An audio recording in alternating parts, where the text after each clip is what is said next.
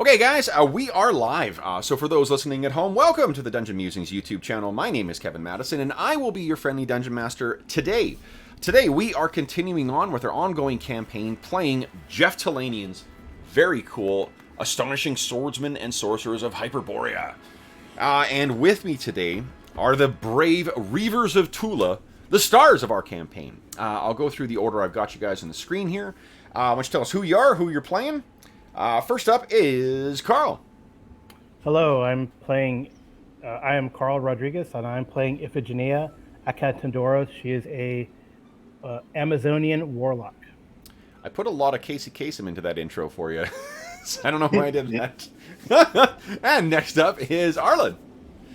Hi, I'm Arlen. I'm playing Artair. He's a fighter with a bow. Nice. What a bow in his hair. Actually, he's got two bows, the one in his hair and the one in his hand. Yeah, So nice. there. And next up is Colin, a.k.a. Spike Pit. All right, it's Colin. Yes, I am playing Kane the Lion. Seemingly de facto leader at present. Not entirely sure about that. However, I will do my best to smash any resistance in our path. Fantastic. And last but not least is Will. Hi, my name's Will. I'm playing Amar Khalsa Singh. He is a Sikh warrior from 18th century Earth. Nice. Okay, guys. So, last we left our heroes, you had made camp for the evening with your army, marching across the desolate wastes of Thule on your way to your future home of Iron Fang Keep. And while you were keeping watch, there's a couple of things that happened last session. Does anyone want to tell us what events? George ain't here. Yeah. You can usually rip off George between the two of us. Well, George said he was going to try and join on the flight. I wonder if George can quickly type. Oh, wait, that's the wrong notepad. Too many complimentary champagnes, perhaps. To be angry texting. You motherfuckers. Don't you kill Malo. Oh, jeez. So, one of the things that happened was that you guys spotted, or rather your keen-eyed huntsman, Amaguk, he spotted something. Do you remember what that was? Yeah, we were being pursued. Mm-hmm. So, Amar and I'm trying to remember who it was. Was it Amaguk? I think so, yeah. Yeah, I believe Amar it's and Amaguk. Amaguk went and did the pincer movement on the rider. Yeah. So I had Amaguk swing out behind him, and I kind of hid in the front of him, waiting for him to approach. And then once he got closer to me, I surprised him and tried to parlay with him, to find out why he was pursuing us. Yeah. And that didn't go as well as I wanted it to, but I was able to subdue him. The classic Amar punching head. Yes, yes. The old tackle. So we got him back to the camp and interrogated.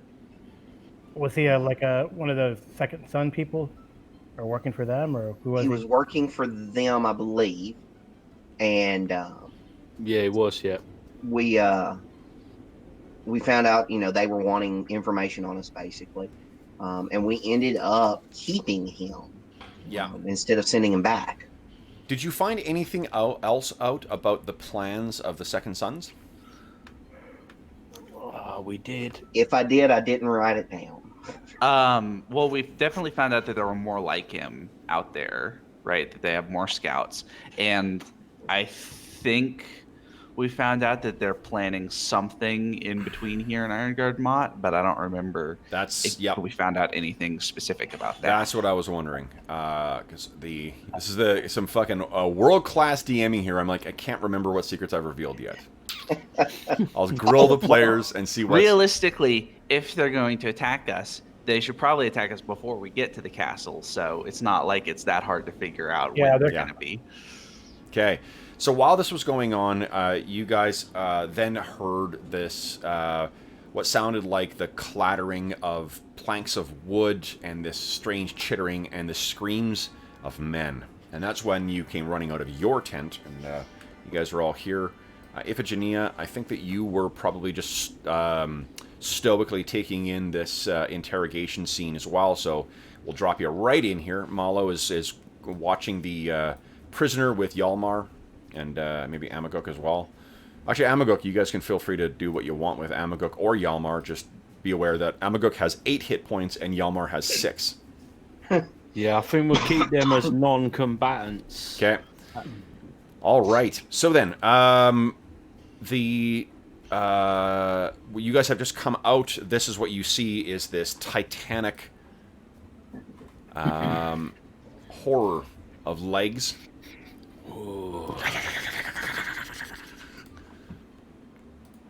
Oh, and I have a new favorite voice to do, too. Even more so than zombies and even more so than the Hobbit. The fucking Skeksis. Oh. I used Nagpa in our session last night, and those are so much fun. Cool. Okay. Yeah, Yes. Exactly. Okay, so, guys, let's do this. Who is going to take the awesome responsibility to roll initiative? well, Go on, I'll roll it. Okay, Oh, well, hold on. So buttons, let's first man. declare actions, and then I will let you know what I rolled. And I'm going to assume that all your henchmen will act on your turn. They will respond to your commands. Actually, I think I need to make a morale check for them first, too, though. Because they beat chicken. Yeah, let's do that first of all.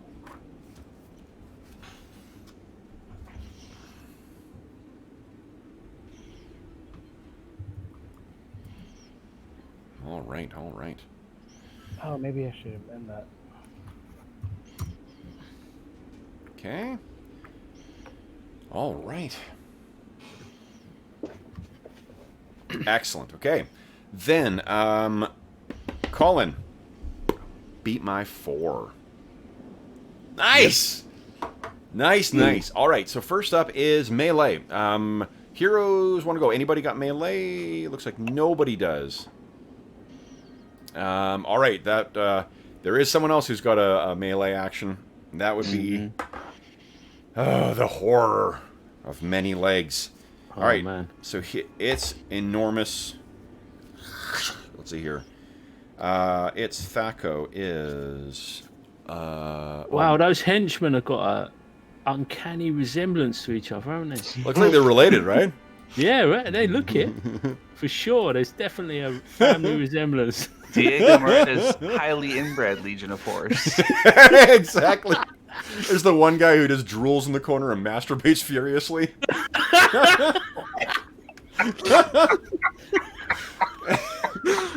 We really should have cleared these guys. The lieutenants seem pretty good, but the rest of this crew, I don't know. Way too low the tone, Kevin. So this thing snaps the one of them in its mouth, and he just disappears. Oh, jeez. All right. We'll have to take note of the losses so that we Yeah, can... that's it. Yeah. Offset that against our expenses. the money. Well, as Arlen has pointed out, too, that I've actually inadvertently put precisely the number of henchmen down that you guys have. So, down 1 now. That is it for melee. Next up is missile. All right. So, even though this thing's head and like the front part of its body is in this tent, you're not suffering any penalties to try and hit this thing apart from whatever armor is on its chitinous hide. Well, here, let me take some shots. It's at optimum range for the longbow, so no penalty. You're not placing arrows? No, I'm just taking shots. Oh, okay. You're outside. I know. Okay. Well, placing arrows is just a move action, so... Yeah, but I can't take as many shots this round. Got it. I'm hoping that it starts coming towards us, in which case my placing arrows won't be. Anyway, Oof. there we go. Okay, so that's a fucking great shot. You actually find, close one eye and it hits right in a segment between the two, but it doesn't seem to really make much of a difference. At least it doesn't respond. Do Second one more. one. Here we go. Ooh, Yeah. Nice shot again. On fire. Good opening salvo. This thing the whole body is beginning to wriggle. We have Kane doing missile and Amar doing missile as well. Okay, so Kane doesn't shut one eye because he's got a super dominant left eye, and he's holds his bow in his right arm. And boom. Oh, Ooh, A Nice. little bit of verisimilitude for you there. nice. Okay. I am immersed as hell right now. Take me out of this fiction. Okay, so this, again, fires and it lands right in its segmented hide. Ching. That means we just got Amar. no, wait a minute. Colin, do you get 2 shots? What, in the first round, do I? Do you? Is your bow a favored weapon? Hold on. I think it might be, actually. Because if it is, you do get 2. Because Yeah. bows, if you don't move, they're at a 3/2 natural. Favored. Where would it tell me that? Under fighting ability, it says weapon masteries. Yeah, there. It's a mastered weapon, not a favored weapon. Is the term. Weapon master. I think you should have 2 at the level you're It's at. closed down. No, I've got nothing written there. I figure the hammer would be 1. Hammer's for Yeah, sure. it's Hammer's smart. definitely 1. It's blank. Oh, you know, because they could have updated the sheet since we first started playing as well. Ah, yeah, I Yeah. feel sure there was something there before. I think you must be, because you've got a +2 attack with your short bow. Your composite short bow. See where it says attack mod? That comes from weapon specialization. Yes. Yeah, there was an attack mod, yeah. Yeah. Oh, so I've got 2 shots, yeah? You do? Yes. Whoa, then. I shall keep them eyes open and fire again. Here we go, and I don't see anything happening. nope. Has to No, go it through didn't happen, did it? Mm-mm. I'll press again. Oh, syntax. What the? Now you clicked on the die before and it worked. Yeah, that's weird. Let's go again. Try again. There It we go. comes. Oh, there we go. Okay, that is just good enough. It Oh. just clips off of its armor, but does do a bit of damage. All right, then we are up to no one's doing magic. Move.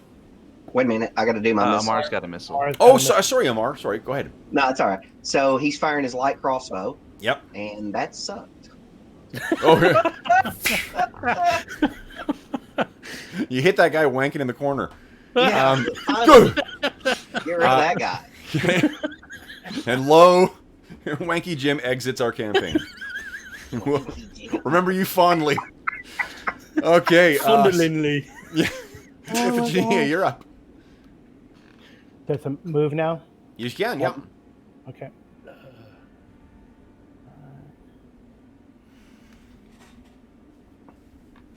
It's not a bad opening volley.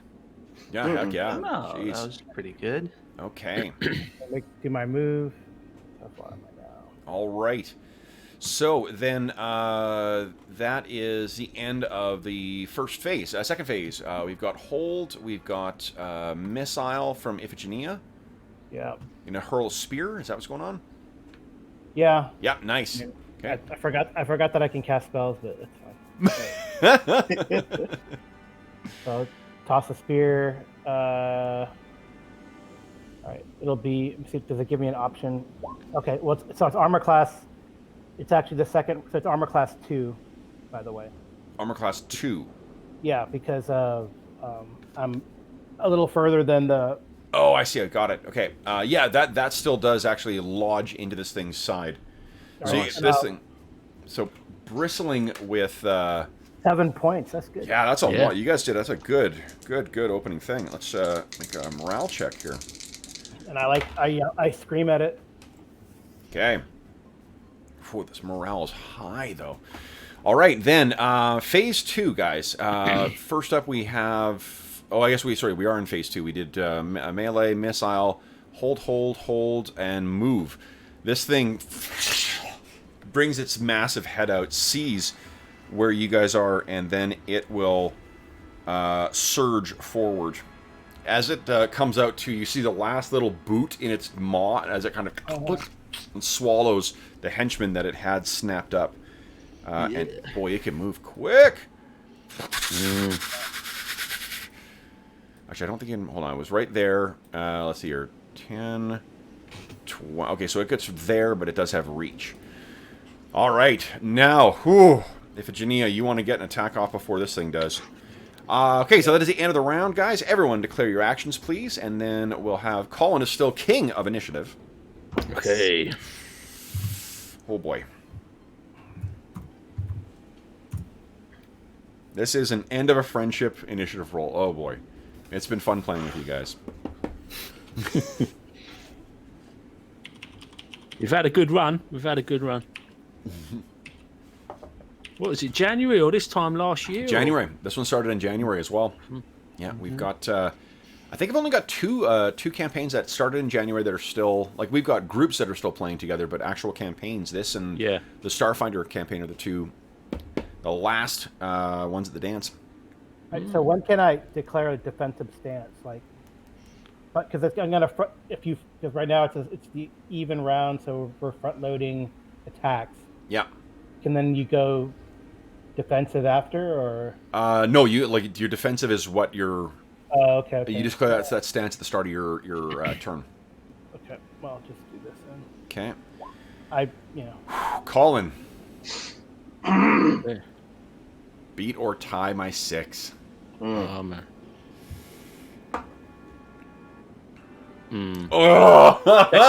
Best to get that out of the way while you roll in that. Okay, you got that out of your system. All right, so then melee is up first. This thing, its giant mandibles spread wide. What is your AC there, Iphigenia? It's armor class 1. Good. Okay. So AC 1, which means it only needs a 2 to hit. No, it's not quite that powerful. Wait till I start cracking out my dragons. Oh. Iphigenia. I am so sorry. But you're going to have to make an attack on this thing. Because I rolled a nat 1. So it's coming down at you. Ah, the old chestnuts. That's the old Madison we love. Right. So, certainly more than the back-to-back nat 20s I was rolling on John last night. Brutal. Oh god. Okay, so yeah, go ahead and make an attack there, Iphigenia. Okay. Do you have a weapon in hand, right? Yeah. I threw the spear. And you had your sword in the other hand. Yeah. Awesome. Go ahead and make an attack. Actually, I probably can't attack until my. Well, I mean, I would have thrown the spear and drawn the sword. Want to spend your point of astonishing fortune? Sure. Okay, so you threw the spear, drew your sword out, and this thing's coming down at you. Go ahead and make your attack roll. All right. Oh. Whoa! Nice. Big hit! Holy smokes! Well, okay. Okay, so you hit this thing on like a. Well, I think it's because you were caught unaware. So it was just a glancing kind of, get away from me! And there's this spew of bug goo that just comes out of its mandible, which now hangs a little loose on the side of its jaw. That was its attack. Now it is melee for our heroes. Iphigenia, you're up first, looks like. Okay, I will go 2 attacks. Well, you need to move in. It has reach, you do not. Okay, so I'm... But you can... Yeah, so move is part of the melee. Yeah. Okay, so that first one, it bounces off of its thick hide, but that second one's so close. Second one proves true. Oh, were you one off from a crit? Yeah. Still, big hit, though. You cut this thing. This thing is in a bit of a fury mode, because it really should have fled. Next up is Missile. So I guess All right. 2 shots coming up. Go. 1 shot, not very good. Was that a 1 to 3? Not it. It's not. It's a 6. Okay. Second shot, even worse. Oh no! It's still not a 1 to 3. It's a 5. Okay, so this thing is. You're now seeing the full effect of this thing's chitin as your arrows are shattering on its hide. We then have 2 people moving. Go ahead, guys. You move half your move. Whoop! Got the wrong button. Let's go deflect. Half a move. These are 5-foot squares, aren't they? They are, yeah. So you may need to partially move, and then there's that incline there as well too. You need to be moving around, or counted as difficult terrain. Okay, as everyone, Amar, you can move further than that, can't you? Well, if it's half my move is 50. Oh yeah, it's 25. Okay. 25, correct? Yeah, Which is 5 squares. Oh, did you move 5? I think so. I Oh, think okay, I was, sorry. No, maybe I wasn't paying attention to where you were. Yeah, I think I was like right there. Oh, okay, no, ignore me then. All right, so that is all right. the end of phase 1. Phase 2, we've got melee up first. Looks like we got Amar and Kane going.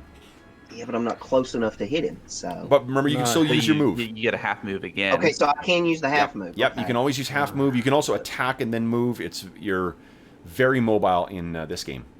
So I'm That 5 actually foot did me away. I'm 5 foot away, Kev. Have I got any options? 5 feet. Let's see here. Is there a lunge action in here? Is there one if I blow an astonishing fortune? If there's one in the Astonishing Fortune, I think that you come racing in, you hit the ground, and you slide into there for the Astonishing Fortune. Sure.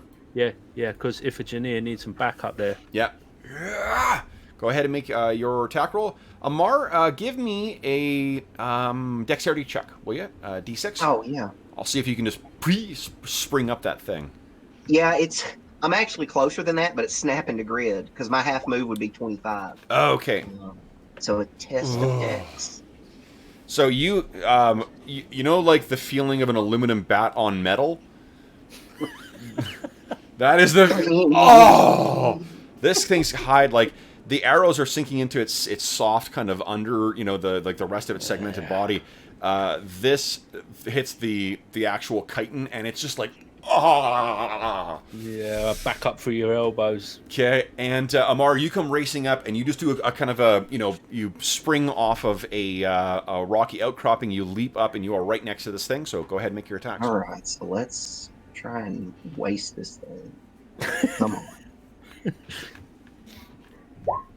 Oof. One of them. Okay, no, that's off its And then, there you go. That one's a good yeah. one, though. Yes. Damn. Boom. Oof. Okay, the first one was just testing its hide. All right, and then I think that's it for the round, guys. So Colin's illustrious role or career as the initiative roller has come to an ignominious end.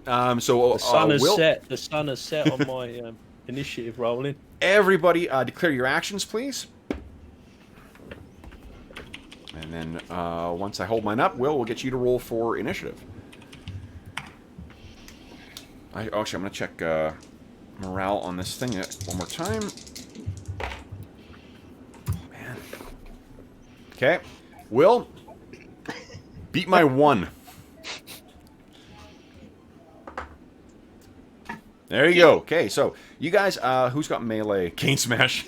Okay, so we have Iphigenia, Amar, and Kane doing melee. You guys go right ahead. Nice. I'll get 2 whacks this guy, I think. One, This I is think. the third round. Oh, Yeah, it's the third round, so one attack. Oh. Whoa, There's got to be Iphigenia. something off. There's got to be something off on my thing. I've not changed anything. I mean, that seems like a really low. Which, I don't know I don't know what it's giving me. I mean, I guess I'm subtract. well, you rolled a 17. I know, but it's still saying I hit armor class negative 8. What's your C? Your combat ability is what? Your level 4 or 5? 4. Level 4, so your combat ability is a 4. Your specialization is a 2. You've Yeah. also got a +5 in there from something. I don't know what's that. What Technically, I think it is, Carl, you're clicking on tactical nuclear device. let's take a Oh, look maybe here. it's adding. So then it would be subtract 5 from that. I think that 5 is not. Oh, your attack mod. You've added attack mods in. That's why. So what those are for is automatically. Okay, got yeah. it. yeah. Attack mod, like for my monk, he gets a +1 with unarmed attacks. Yeah. So that's where I put the attack mod because that's Yeah. not calculated by So anything. maybe, Yeah. maybe is this weapon magical? It's not magical, right? I don't have a magical Yours? weapon. No, I don't think so. So your bastard sword would have an attack mod of 2 because you're specialized. Okay. But that's it. All right, so then subtract 3 from that. So That it makes still is a -5. Still massive, isn't it? Yeah. So Iphigenia, how does this thing die? Well, I guess it tries to snap down at me. Its mandibles half off. So I look for the chink between the head and the rest of the body, Yep. and just slice down with all my might with a big Kanye scream, Yeah. and cut off its head. So you're not able to cut the whole head just because of the size of this thing, Yeah, but you are able to get a good chunk through it, and it just hits down. And because of those set, what do you call it? I keep saying segmented, so I'm trying to not use that word again. The lattice work on the eyes, you can't tell whether this thing is still looking at you or not, but it kind of twitches and more goo is spilling out of the neck, but it appears to be still. Kane still slams into it, and more goo comes out of it. I defeated it. All right. So what happens next, guys? That'd make a fine. I mean, this thing's armor is pretty good. I wonder if we have a leather worker around. I feel like we need a warrior's handshake there, Iphigenia. Yeah. Why? What did you do? Actually, I think Iphigenia gets an astonishing fortune for that. I believe I kind of then smirk or chuckle and then kind of give him like a friendly buddy Jab, jab in the ribs. Yeah. Nudge, nudge, wink, wink. Oh, jeez. She gives you flirting. All right. a shot in the arm, and then your arm hurts for about 2 hours afterwards. God, I mean, she is like 18 strength, right? Oh, yeah. Yeah. She is a big lady. Okay, Not as big as I think she's only 6 feet, so I don't think she's as big as the one from Game of Thrones, but pretty big. Mm-hmm.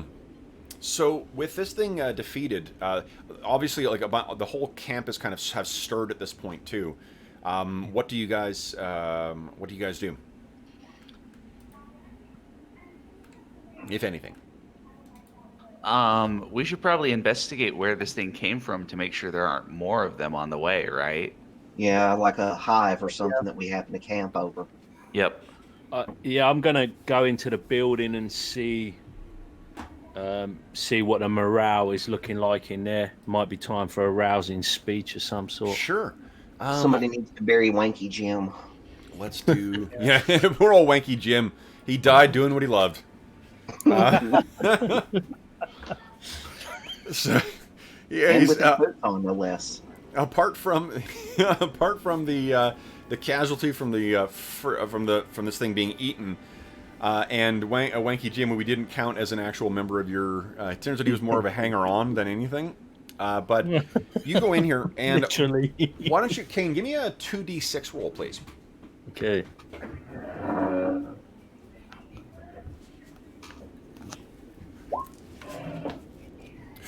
Ooh, that's pretty high. I think they're a little freaked out at this point. So you get in there, and they are, you've been been around enough. I'm not sure that you've been necessarily in this kind of position where you're like running a mercenary group, but you know what it's when like the nerve of men have been broken. And that's absolutely what the case is right now. They're all, when you walk in there, they're all kind of sheepishly trying to move, get things back in order. There's one guy who just will not shut up, who keeps just talking about the thing. It ate him! It ate him! Did you see that? It ate him completely! Yeah, let's move him out. Let's move him out of there. Okay. Let's take him to one side. Okay. So you take him to one side. not- Let's see what... yeah. Give me a second. I can actually roll. See what NPC characteristics we got here. Okay. And... Okay, so he's going out, and his eyes are wild. You can see his hands are shaking quite badly. And he's like, "You're the lion. Did you take that thing down? You took that thing down, I'm right?" gonna take him out. Show him it's dead and smashed up. And It's really only because you're so much bigger and stronger than him that you sort of like walk him along towards this. He needs to get back on. He needs to get back on the horse, Okay, we're gonna equip this thing with a saddle, or no? Okay. He's gonna. He's gonna get. I'm gonna get him. I'm gonna get his sword or whatever his chosen weapon. He's put it in his hand and shove it into the thing, so he can just know what it feels like to get a hit, and Yeah. maybe encourage him to like wail on it and bash Love into it. Yeah. take out his emotions on it, you know. Okay. Because it's that fight or flight response, you know. You've got to work it out. Yep. Okay, so for one, you get a point of Astonishing Fortune for that. And for two, so he starts just going to town on this thing, and when his like squad or whatever, when his unit realize that's the case, they all sort of like run inside, grab their weapons, and they all come out, and they're all just like, yeah!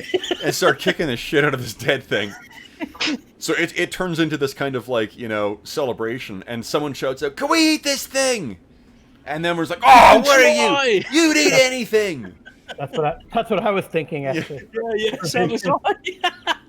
I was waiting for somebody to Visions try or and- armor. I mean, right? Yeah. So let's do this. Let's have Amaguk. Let me see here, because Amaguk I think is the only one who can really follow tracks here. Yep. So let's take a quick look here. Now, while if you guys are going to try and track this thing down too, what instructions do you have for your lieutenants with respect to like safety here or security in the camp?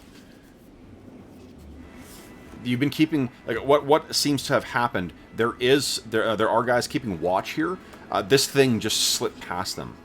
It seems impossible that something this big could slip past you, but Amaguk can tell you, just because he knows these lands fairly well, that like these things they're stealth, even though they're enormous. They're hunters. They move. Oh, go ahead, Carl. Does it have any unnatural markings on it, other than what I would look like out of place on it? Other, you know what I mean? Not its normal coloring or. I think there is on the head of the kite of the thing. There is a strange.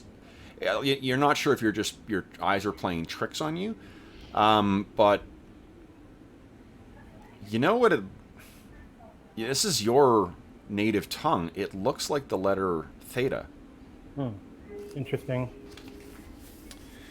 Now, what do I equate with that, other than the letter theta? No, I mean, and again, it could just be you're seeing symbols in clouds, right? It could just be this mottled bit of discoloration on the head. Looks like what do you call it? It just your eyes are just seeing it that way. It is a relatively simple design, but let's see here. I'm wondering if I have a picture of a what do you call it? A centipede with a theta on the forehead. I think you do. I think I do. I just don't know if I have it accessible here.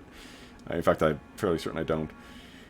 But the so what I need from you guys is, who would like to roll for Amaguk? I'll roll for him. Yeah, give me a D12 roll, please.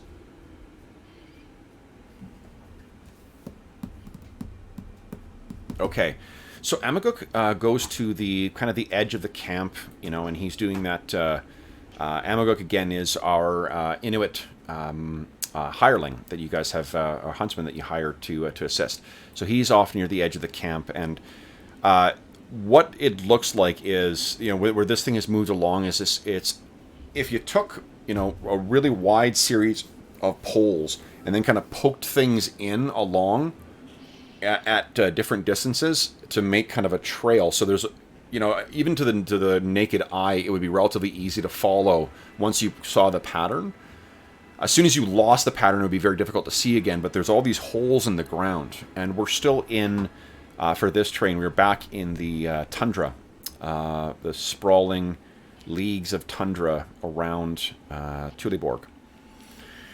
And where is it here? So let's. I remember it with such fondness. Yes. There we go, guys. Do not put that damn picture on. Is it snowing again in Canada, Kev?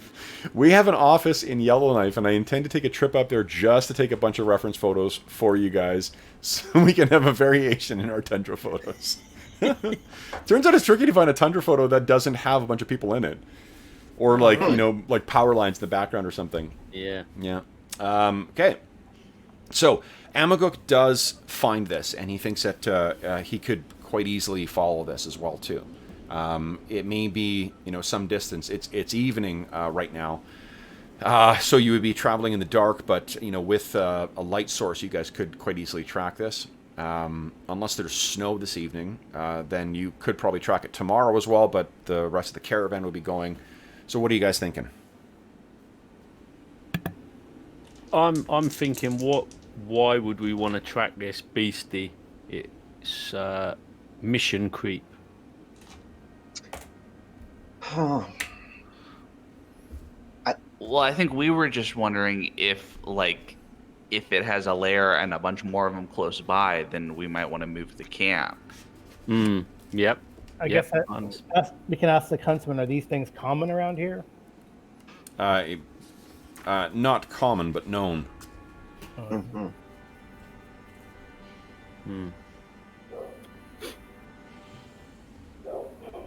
It would delay us, wouldn't it? I mean, well, it might affect your sleep, but you can assume that you could leave Malo and Reagan to sort of like stay with the camp, and the four of you could go with Amaguk. I think we should go check it out, make sure there's no more of these things coming. Okay.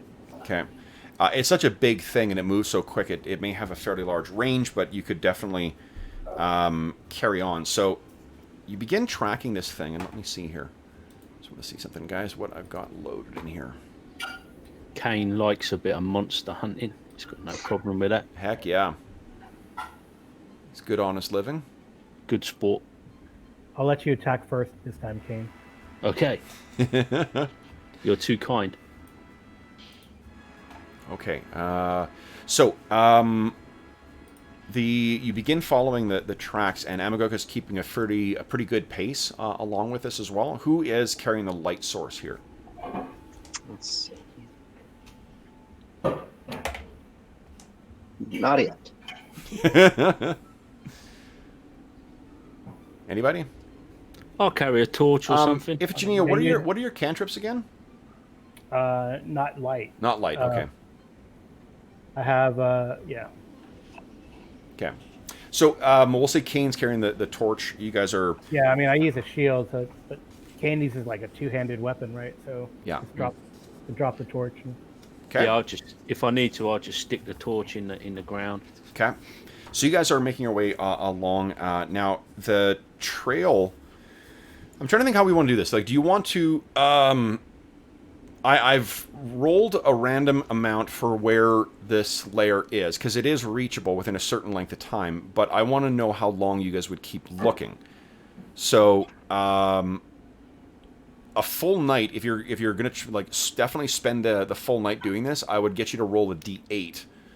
But I'll let you decide to shorten that search as much as you want. You could shorten it to a d6, a d4. I mean, it's roll 20, so you can make it a d7.5 if you want.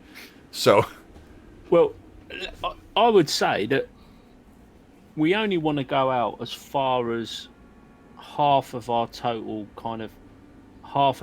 time. Yeah. So that we can get back in the morning to carry on. That's what I would propose. Okay. So if we said we were going to do we were just going to forego resting and be knackered for tomorrow. We're talking maybe like 8 hours, say. We've got up to 4. We've got like a 4-hour range or 3 or 4 hour range, which means we can still return and carry on the next day. That's how I see it. I don't know. Okay. That might be too long. Maybe people are thinking less than that. What are you guys thinking? Like you want to search all night but then only go out like for 4 hours and come 4 hours back? Is that what you're thinking? Yeah, because if we were to go any longer than that, we're kind of like delaying the main But it doesn't matter. So I don't know that even that is necessary for as long as we need to go. That it seems like we could pretty easily go as long as we went out like an hour or an hour and a half out and then back. Yeah. That's probably enough to make sure that we're not going to get attacked tonight, and then the next night we're going to camp somewhere else anyway. So Right. Yeah, I mean, you're talking 3 or 4 miles potentially at that point, aren't you? yeah. Okay. But I'm happy to do whatever the group wants to do. So what he I don't can want to tell go out you too far. I is don't want that to go out too far. this thing can these things. I mean, again, because they're so quick, they have a pretty wide range that they hunt in. So you going a couple of miles out and then coming back, that may not even reach that you may be just scratching the surface of their the range of hunting. So yeah. So I don't know what are you guys thinking here? How far? How long? Well, I think what I'm thinking is that our objective is basically to make sure that we don't get attacked again in the night, right? So we don't need to find the lair. We just need to find kind of enough territory scouted so that we can That get. we're not like camping like on a nest or something. Yes, that we're not Maybe camping on like a nest. so maybe like about an hour out, an hour back. Okay. tops. Yeah. Yeah, I mean, this thing clearly has got quite a range. If it's outranging, then that's, we're not on top of a nest, and maybe we were just unlucky, I guess. Yep. All the other ranging centipedes maybe have gone off in other directions. I don't know. His friends. It's the unpopular centipede. Well, surely. Guys, let's go over here. don't Yeah, know. yeah. We'll meet you there, Trevor. See you soon. Fucking Trevor. Trevor always goes towards the light. Well, and then we could also see, it seems like one thing is we want to pay attention to like its path and its direction to see like did it follow the caravan at all or anything like that. Mm-hmm. Yeah. If it's because it definitely, if we're picking up stragglers, that's important to know. Well, should we head out 5 miles and then based on our findings make a decision after that? Yeah, that sounds good to me. Like what you're saying, Arlen, we'll observe the nature of the trail, and if it looks like it's purposeful or meandering, Okay. that will tell us a certain amount. Okay. All right. What is your marching order, guys? Well, I'm happy to head it up with the torch if you want. Seems like Kane and Amagook would be at the front because Amagook needs to be up there to track. Okay. I'll take the rear. You'll take the rear. Okay. Yeah. Let me give a. All right. So you guys are out exploring the stuff. You're following Amagook along. We have. Where did I put you guys? You guys are hiding. Here we go. Okay, so great. Okay, so you got your marching order here. Look at this. Oh no, you don't. So Amagook's up front, then Kane, then Iphigenia, then Arter, then. Great, and then I'll put. Let me see if you're the only one with light here. And I'm paying yeah. close attention. I'm paying close attention to Amagook's safety because he's concentrating on tracking. Yeah. Don't want anything, sneaking up on him. Yeah. Just saying. You got it. So he has been carefully. Well, I was laughing because I've been playing this hunting game and I was tracking a moose and basically ran into it in the game because moose are really quiet. It turns out. Did you know that they like don't make any noise? I know they're really grumpy and irritable. I've heard. Yeah. Yep. They're big, a lot bigger than what you expect as well, too. Yep. There is also a famous Canadian, not Canadian explorer, but was a British explorer of Canada named Samuel Hearn, who used to, in the folklore is that in the mornings he would work out by racing a moose. Classic. That is my bit of Canadiana for you today. Yeah. Nice. They're actually pretty fast. Yeah. Yeah. in open ground. I think that Samuel Hearn may have also been a complete fucking liar, but he would not be the only A explorer. teller of tall tales. Yeah. Like most mountain men. Okay. That's this. Further to our quick tidbit too. So I mentioned I was looking at Clockwork and Chivalry recently, and that led me to listening to this podcast about the English Civil War, where they kept talking about Rupert of the Rhine, and I was like, boy, that name sounds really familiar. And Rupert of the Rhine was the cousin of the king, or I think it was a cousin of the king who got his head cut off, who ended up becoming this major figure in the colonization efforts, and for a time, a good chunk of Canada was called Rupert's Land. Oh. And it was after Rupert of the Rhine. I'm like, oh, that is so badass. So a good chunk of the colony was named after this insanely over-enthusiastic war hero who kept fucking up because he would chase after guys. Yeah. He chased after him. Was he cavalry after? He was cavalry, and then he would just be like, "Ha-ha, come with me!" And then when they needed him, he would ride off in some other. All right. A loose cannon. That he is. All right, so guys, you've been making your way across the tundra when Amaguk brings you down into kind of this a little bit of a depression in the Thulean landscape. And when you get down, guys, this is what you see. You see me shifting the maps so I can bring you over to where we are. Where are you? Oh, there we are. Let me move this over. Okay. And over. All right.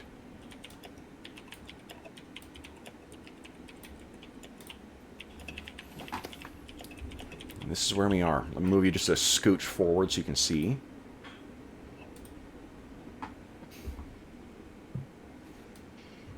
Okay. Maybe I gotta zoom out. Okay. So, there appears to be There we go. an entrance, and the tracks lead inside that cave. Must go. Ominous.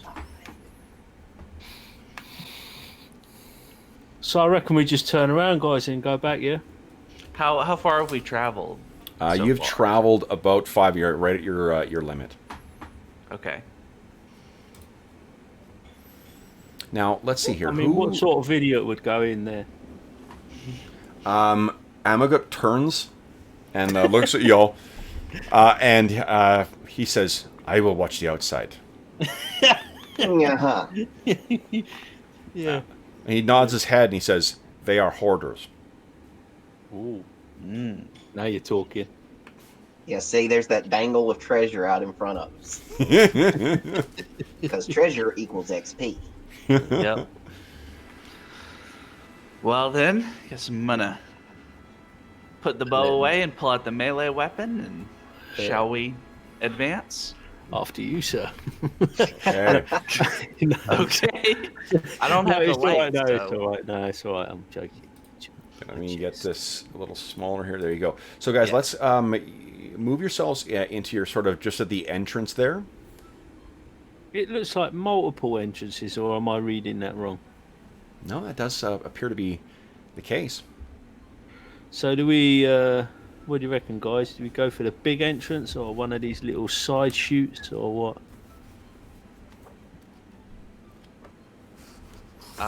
So the entrances that you can see right here is one that leads deeper down into darkness, and there's one right there. Those are the ones. Those are the ones that lead in and then kind of down a bit. All right, so these others are sort of like the It's just it's the uneven nature of the hill. walls, or, yeah. Yeah.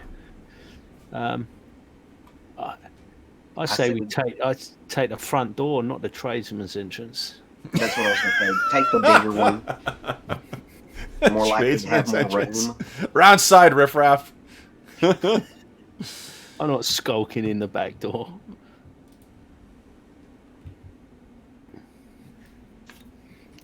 Okay, so I'm guessing you want me to go a bit further, guys, huh? Now, wait a minute. Is it this one is the big one? No, this one, isn't it? Or have I got that wrong? Okay, so Kane No, is I starting to think go in you're there. going the right way. The torch is flaring, and hold up, we need to make one important adjustment here.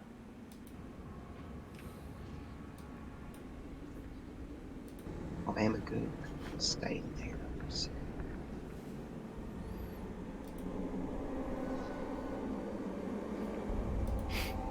What'd you do? Put the music on?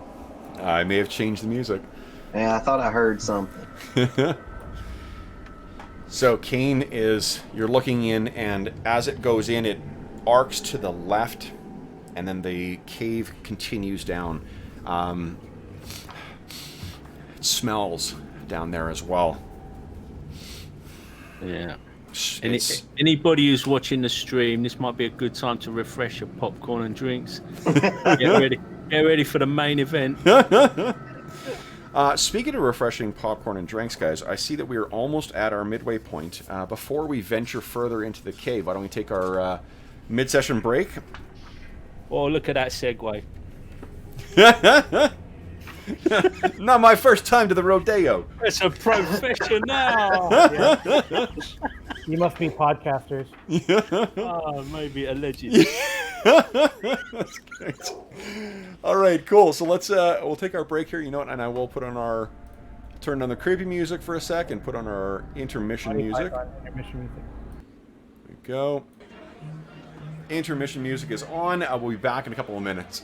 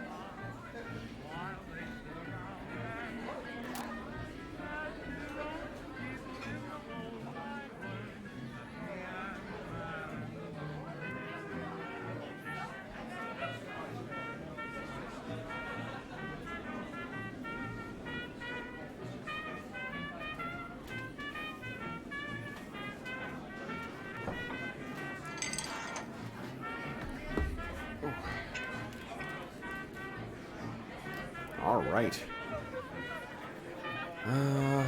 While I'm here, I'm gonna get something else done.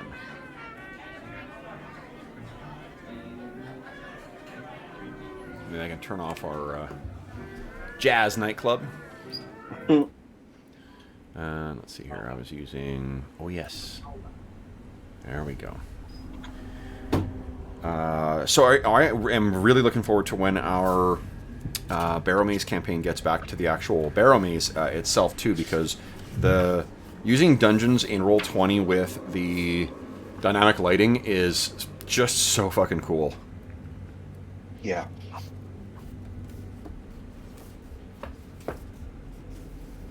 Alright, here we go.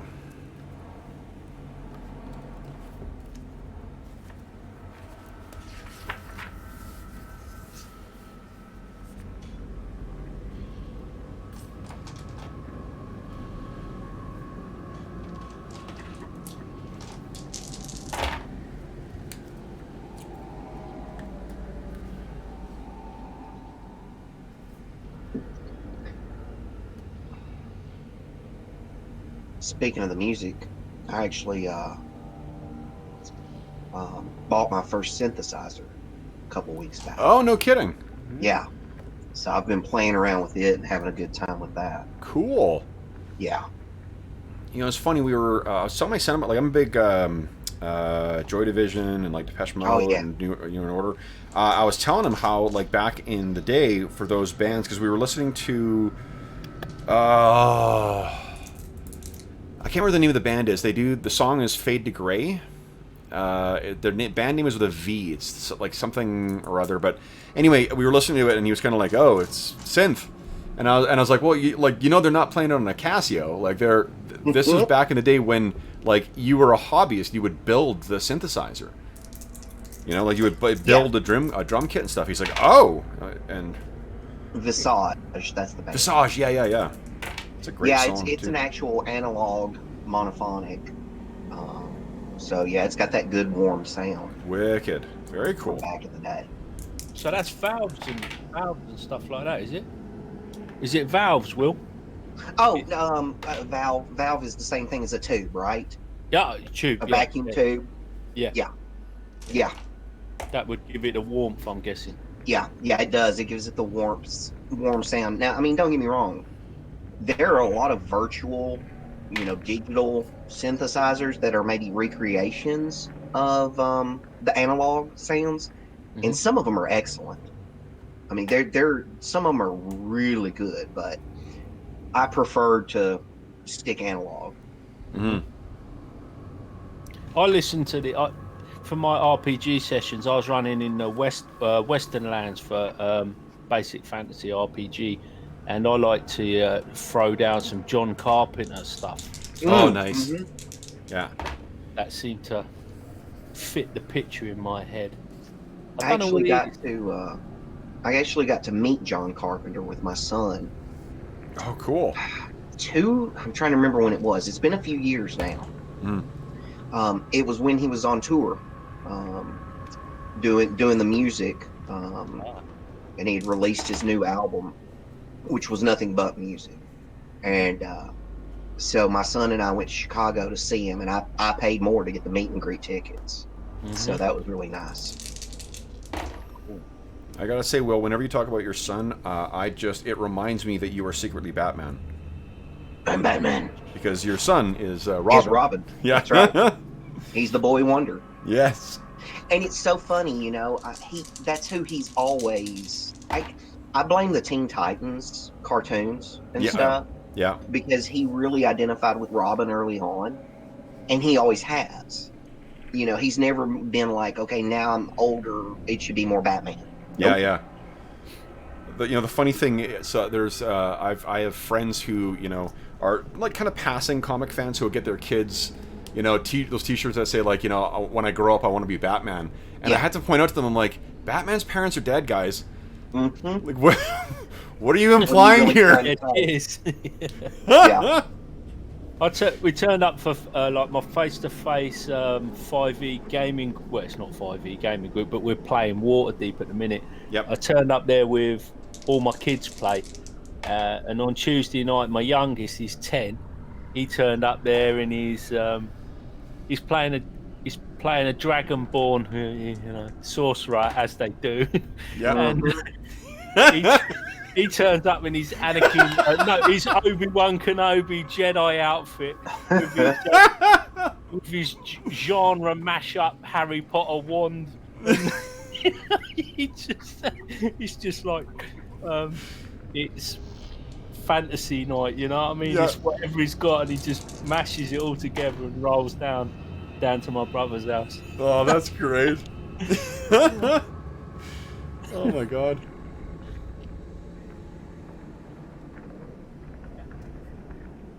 Oh man, okay. All right, so we are all back, I believe. Oh, Will, is your camera off, or did we just lose your camera? Let me see if No, I just turned it off for a did second. you? I'm finishing my breakfast. Oh, of course, yeah, no, sorry, that's totally fine. All right, so where we left off was, I believe, with Imminent Doom. Is that where we left things hanging? So That's about right. I need to find that dripping sound so that Yeah, I'll have to go and Colin check. can once again be like, "Where the fuck?" Somebody Just had leave those pipes fixed. Strangely enough, I keep losing pressure on my sealed my sealed central heating. I've got pressurized central heating system. Yeah. I keep losing pressure, so I'm a little bit paranoid that there's something. Fair enough. Well, it's all Kevin's fault. Oh god, Yeah, totally. Yeah. See, I thought it was roll 20 after all this time. It was actually true.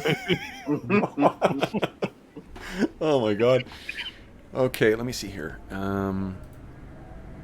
Is this the...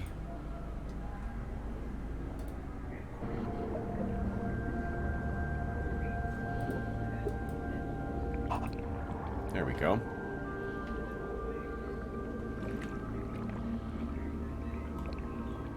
Oh, that's good stuff. All right. Now, guys, you can see the cavern goes down and it cuts, appears to cut to the right. The surface in here is moist and it feels like there is a thin layer of earth in here with stone underneath. The footing is slightly uneven, and it appears that there is the molted... well, actually, no, there wouldn't be here. Yeah, that's about what you see, and it heads down. There is the smell of damp within. What do you guys do? I say we push on further to discover more. Yeah. We're not going to find a bunch of treasure hanging about in the entrance. I guess I need to try and map this.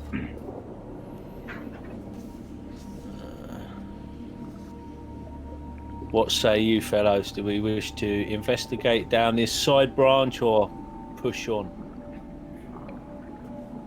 Side branch. Which side branch? You mean this? Yeah. That's just the other other entrance. That's the other end. Yeah. No, I can't see that. Amagok is looking down at you. Woohoo! And he says, It's "You not are a side fine. You are fine." Okay.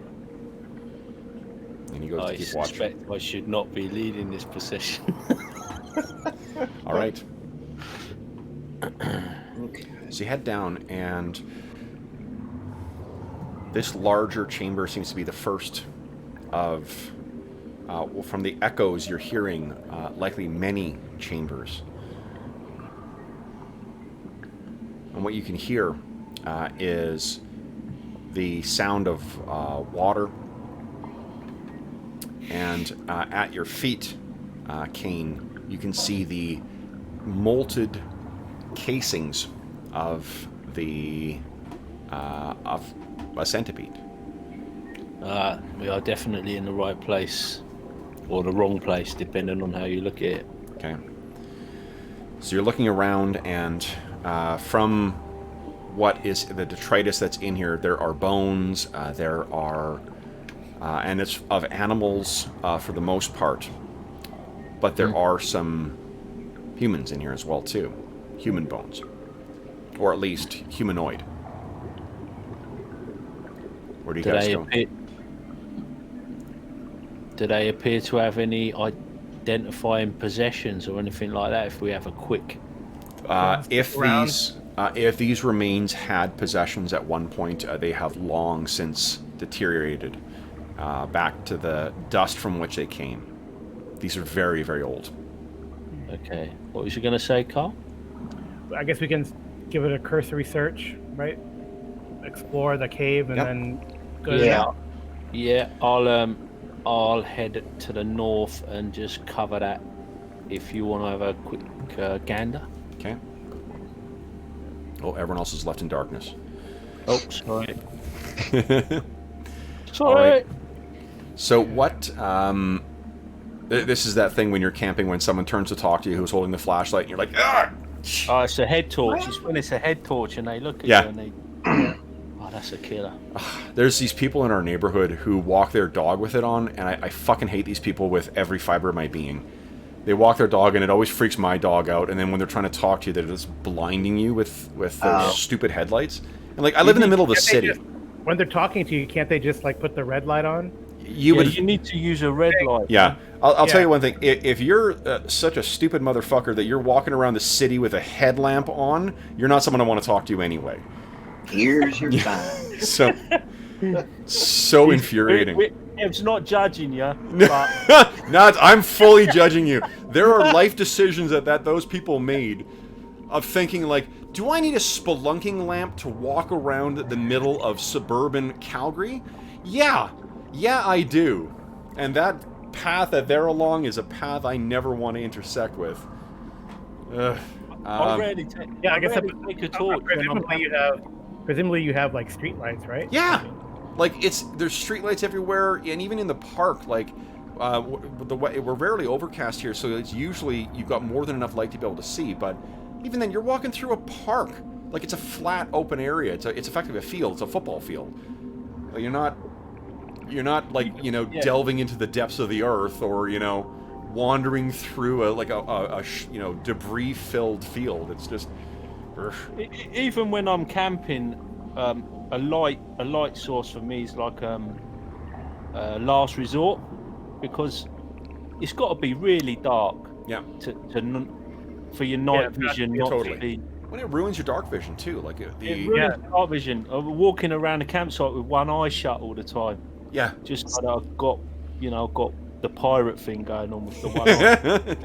See, we usually just have a fire built, when you're camping. So that provided really, even if you had to go to the bathroom, you could walk for a ways and still have light. Yeah. Mm-hmm. Yeah. So who is it that was making the cursory search here? I think it was Iphigenia? Yeah. Yeah, I'm keeping watch. You actually find... Sure, you know what? In the course of your search around through here, what you find are 6 silver pieces and 1 gold piece. Ah. Did anybody ding? Okay, what? I'd have to sitting on the 1 XP. Kev, you son of a bitch.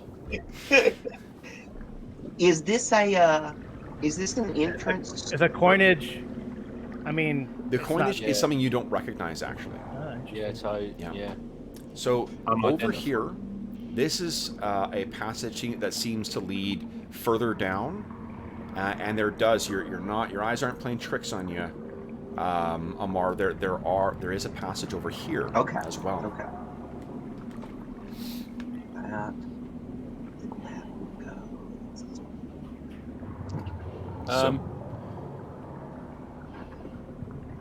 I like motion with my head over towards this northeast passage, but I kind of shrug my shoulders, as if to say, whatever.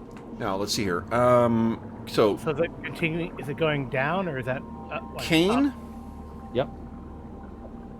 I'm gonna find what the colors that you guys have set yourselves. Of course, I didn't bring a blue D6 out. Let's see here. Kane,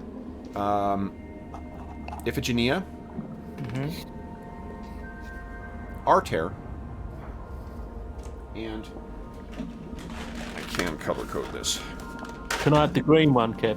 Yes. Yeah. This is. You've got the toxic green one. Nice. And then True Amar. to OSR fashion. Okay. Yeah.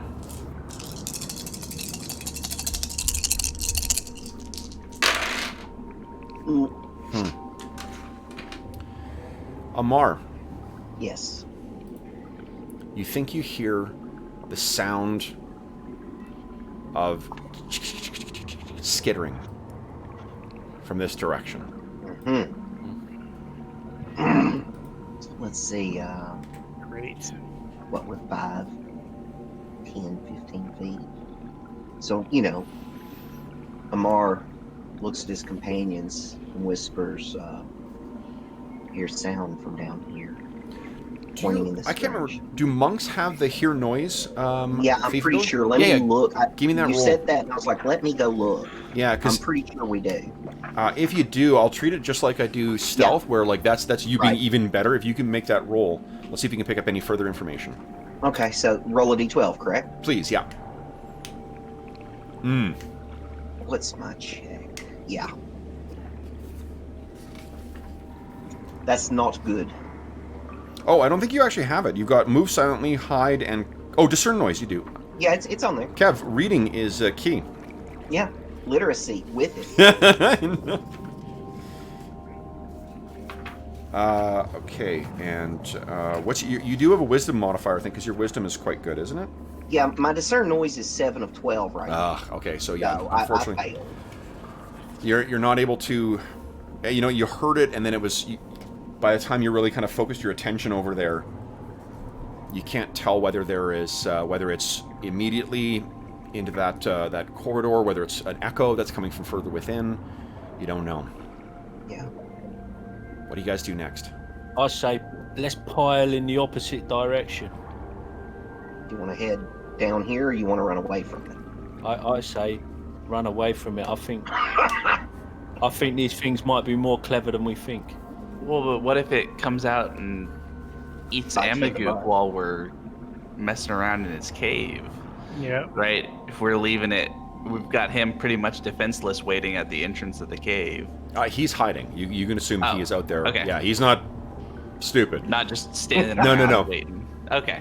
That Well, would then be that's good. better. Wait, he's not a paralyzed ship captain, so he can actually That is- take.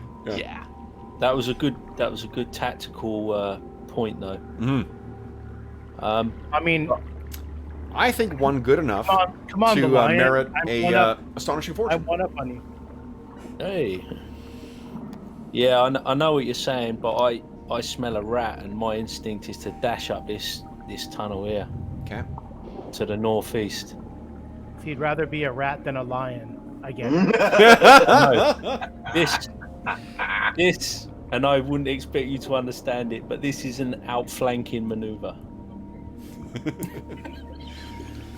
This bickering is obviously echoing throughout Yeah, the cavern. I as know, well. right? I'm getting out of that goddamn corridor now Okay. because it's coming round.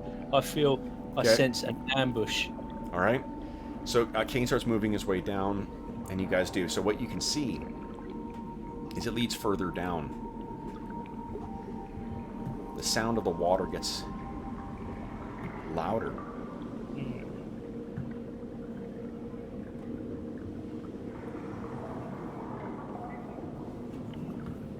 You get here. Faster. So to your left there, Kane. Well, first to your right, it seems to go even further down. So the cavern slopes down at maybe about a 60-degree angle, and it seems to lead deeper in. And that stink that you smelled before is a little stronger down in that direction. But to the north, there's a pool of brackish water. Okay. I must confess I'm curious about this water, but I'm always drawn to water. Let's see Like a here. moth. If it should be got... Okay. It appears that there's another corridor leading off in this direction. And this water seems to be drifting in from here. And you can see there's something unusual submerged partially in the water over here, right near the edge. Go poke it with this. I have a spear. It looks honestly like kind of like a chest, but made of strange metal. Are we approaching, gentlemen and ladies? Sure. Yeah. Well, duh. Okay. I'll go there and So as soon as you start walking over there, Iphigenia, you start hearing this crunching underneath your feet, and you look down. Jeez, there's like hundreds, if not thousands, of tiny, molted carapaces. All of them are about yay long. Crunch, crunch. And you make your way over towards this. Now, this is unusual. What you realize this is a chest. It looks like a chest because it's a boxy type thing, but there are a couple of unusual qualities to it. For one, there is a pair of slightly soaked and sodden straps on the bottom of this thing, and it's slightly sunk into the like the kind of sandy earth that is around the side of this this stinking water. And in addition, there is attached to this chest, there's this strange, like, it looks like a cord of some kind that then ends in a metal tube of some kind. The metal tube is almost completely, the end of it is you know, sealed in here. And the straps themselves are sort of sunk into this.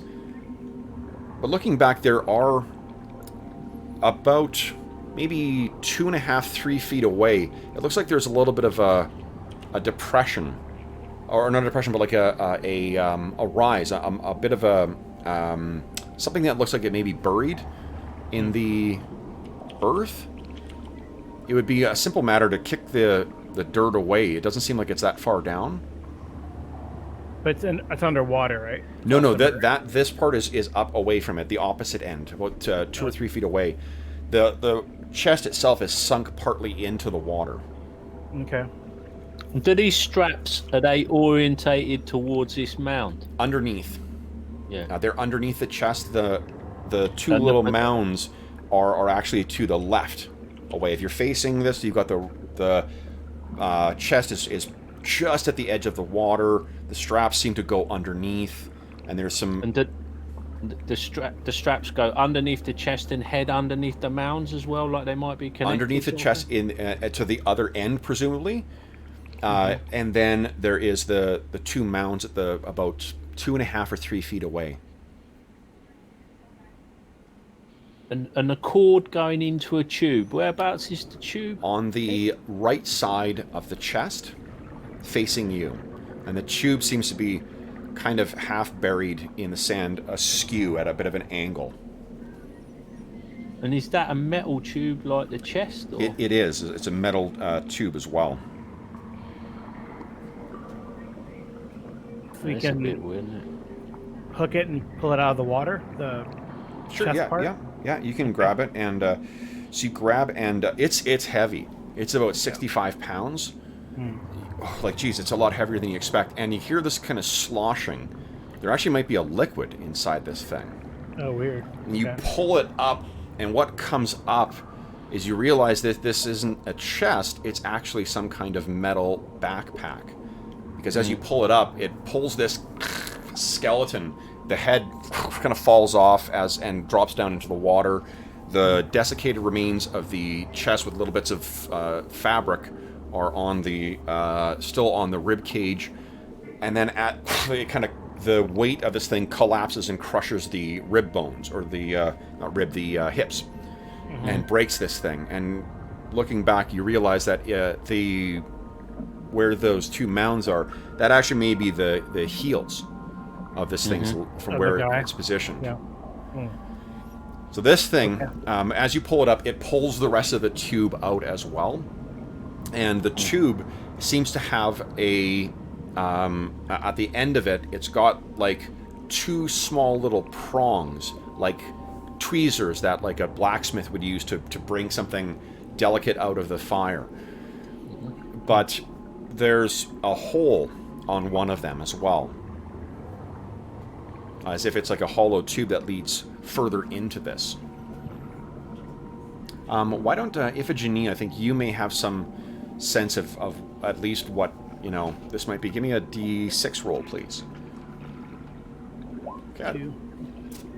So this is, what you can tell, having seen Amar's ray gun, you know. Ask if it looks like the ray gun. It looks like it's a similar you know, like perhaps Atlantean or Hyperborean technology of some kind, some strange device from that age.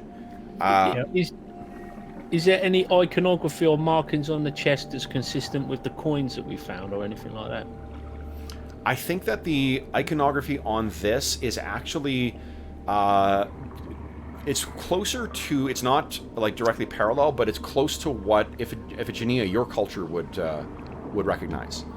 Okay. Okay. It is. It's definitely not like the markings you saw on the discs that you found in the spider cave. It's not like some of the other Hyperborean glyphs and markings that you found. This seems to be some other culture, closer to what's on the Amar's ray gun. Is that the same then as the markings on the centipede, on the centipede's head? Actually, it is. Okay. Yeah, it would be a similar. They're not the same thing. There's not the same theta marking on here. They're like Greek Hellenic symbols, but it doesn't make quite the same. Right? It's not like they're writing it. It's like symbols. It's not like a sentence or anything. So right? I think with a roll that good, Iphigenia too, you can see that looking at the tube, because you were the one who's kind of closest here, you can see that there are there's a button of some kind that it can be depressed on this, and it seems like there are 2 ways to use this. It can be depressed, and then it can be kind of slotted forward. And there is a marking on it that is a very archaic symbol. It's an archaic kind of word, but you, in your learned studies, have been exposed to these kind of unusual and occult uses of the language. This would mean fire or flame. Ooh, interesting. So what do you guys do? Well, there's liquid in the thing too, right? Yes. Kane, maybe it's your mind playing tricks on you, but you think again. Yeah. And you look around and you realize, God, the ceilings in here are full of stalactites. Ooh. So it's like the shadows being cast on the roof. It's so hard to see the actual surface. Creatures could hide in the deep shadows cast between those rocky formations, and you would never know anything was up there. Then I say we grab this and move. Beat Okay. feet. Yep. Beat feet. Though soaked, the straps still seem solid. Okay. No doubt treated with some kind of alchemical, material. You're able Does to. anyone not have a backpack? I think I do. I mean, I'm wearing a backpack. I guess I could. I mean, he said it's 65 pounds, but I'm pretty strong. But I don't know. Yeah, I've got a backpack. I think most of us probably do. Yeah, Kane's pretty strong too, right? So. Yeah. Okay. So do you guys are you just like trying to just carry this thing, or are you trying to put it on as a proper backpack? I'm gonna try to. I mean, I don't know. I got a shield and a weapon. I don't know how it's gonna be crazy. What about the rest of you guys? I think it's going to be easier. It's going to be easier to strap it on and carry it like a backpack. I don't think it would be. Okay. So, Iphigenia, if you're putting that thing on, that doesn't adjust your encumbrance, right? I don't know. I don't know how this. Just because 65 is a lot, like that is a big change, I think, in relative weight.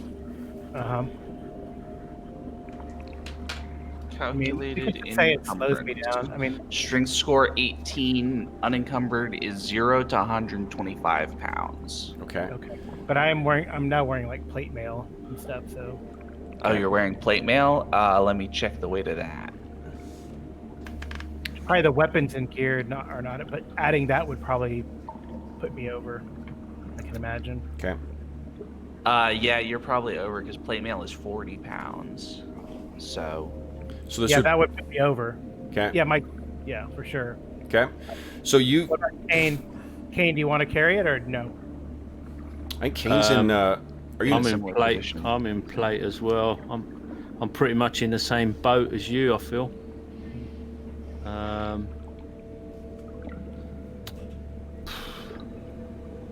Maybe I should quit carrying this Tundra Tiger that's on my equipment list. Man, that's got to be heavy. He just sits on your shoulder. we could also always just walk out and set it down next to Amagook outside. That's what I thought about that. Just Okay. drag it out, and examine it. Well, we could just leave it here for a minute, explore further, and come back for it. I mean, it's been here all this time. It ain't about to vanish, is it? I don't think. Yeah, or we could drag it to like maybe to the over here.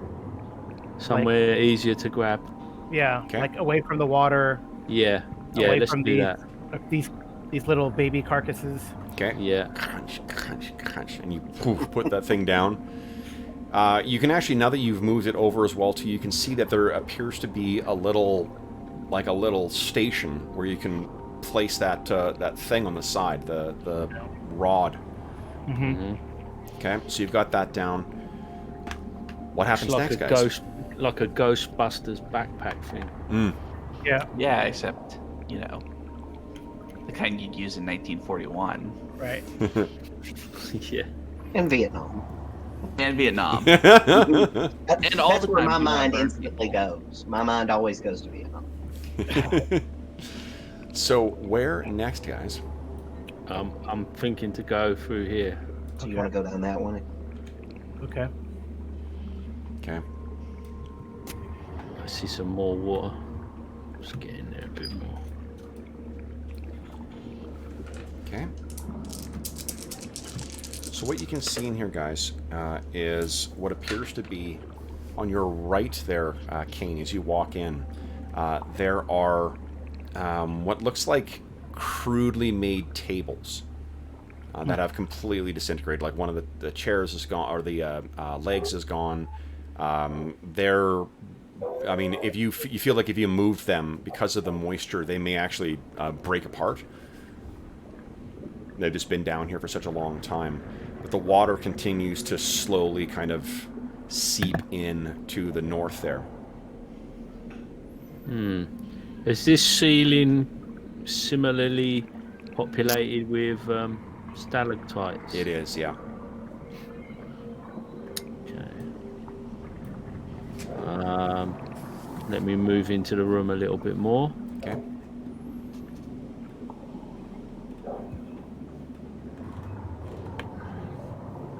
All right. So, you get a little further in. Yeah, and there is,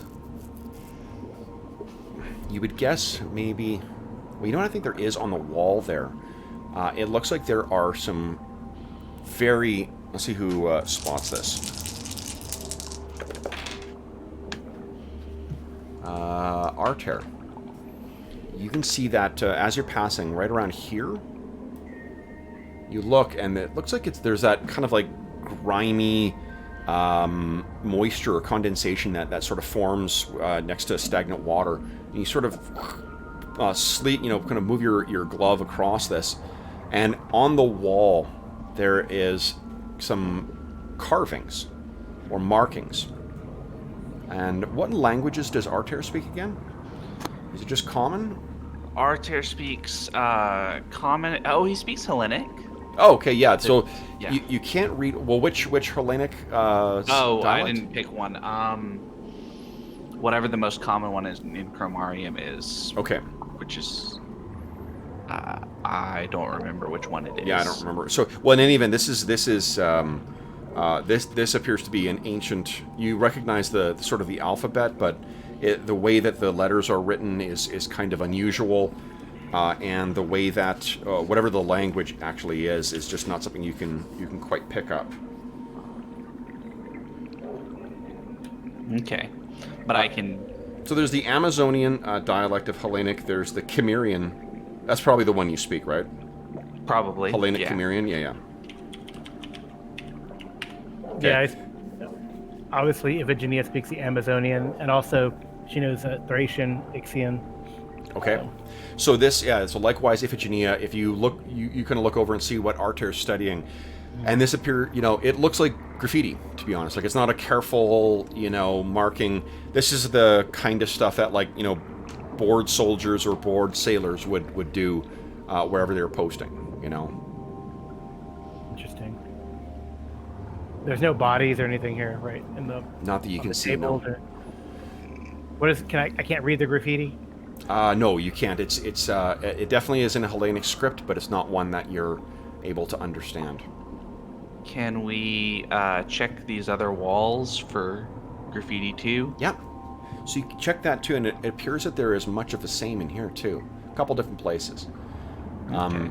Give me a D6 roll, please, and then tell me what your intelligence is. 3. Intelligence is a 13. 13, okay. So I don't think you're able to. Yeah, I mean it's more carving. What I wanted to know is whether you could detect whether it was the same hand or a different hand or not. But like it's tough to tell. Yeah. Okay. So yeah, it seems like there's a couple of things in here. Kane, near where you were, near the table, there's more carvings on the wall in there as well. Prowl says, "Get out, Yeah. Run." I don't know. Let me see if I can work on that translation. There you go. So. Well, Okay. So I guess Kane, we're gonna follow you. I guess down this way. Yeah. Okay. Okay. We can always come back. So this actually goes up. Oh, this is up. Yep. Okay, that's cool. I'm into going up. Okay.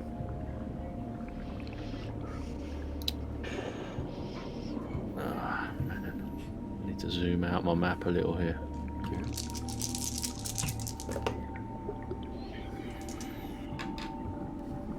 Kane, you get to the top of that that gradual rise in here, Yep. and again you hear and you stop dead. It's from right ahead of you. Yeah, that was trying to outflank me, I know it was. Well, is that looks like a couple of cases or something there? More basically ruins of crude wooden furniture. Oh, okay. If I cover this entrance or exit, I don't know, do we want to have a little look in the area of that furniture, someone, or I can go over there, or? Yeah, I'll walk over there. Okay, I'll cover this. You can see the remains of an ancient campfire or cooking fire there, Kane. Oh, okay. Okay. And then in the flickering torchlight, Kane is holding his above. Arter, you begin searching through this, Well, describe for me how you're poking through these remains.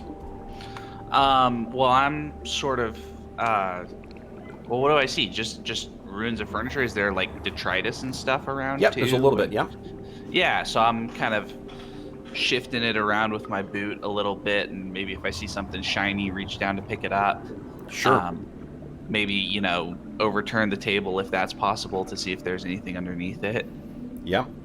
So what you find in there, in the course of it, there's a lot of you know, like corroded metal bits, things that you know may have been buckles or something like it. Yep. Desiccated to the point where it's you know, you can't really decipher.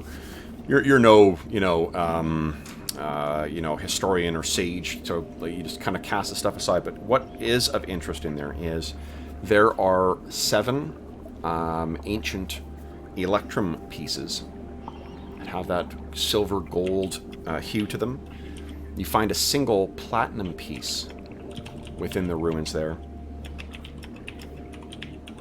and 2 gems in what seem to be they're the remnants of some kind of coin purse that as you touch it, it just disintegrates in your hand.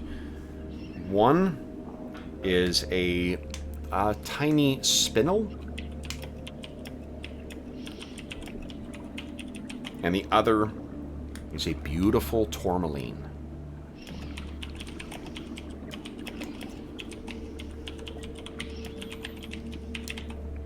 All right.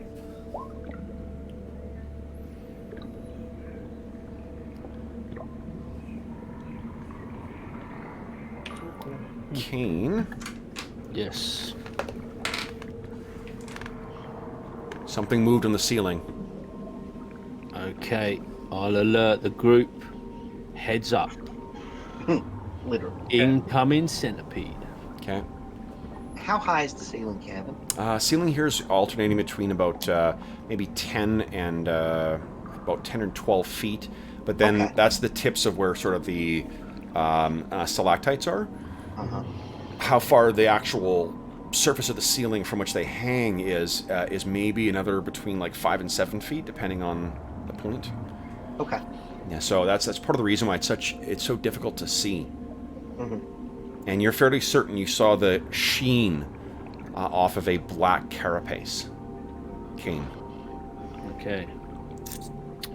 I think I may Okay, I think I'm going to. set my torch on the floor in front of me here at this pinch point Okay. and step back to Iphigenia's position. Okay. If Kane is being cautious like that, I'm going to cast a chill touch on my spear that I'm holding. Okay. Amar, Yes. you hear this very slow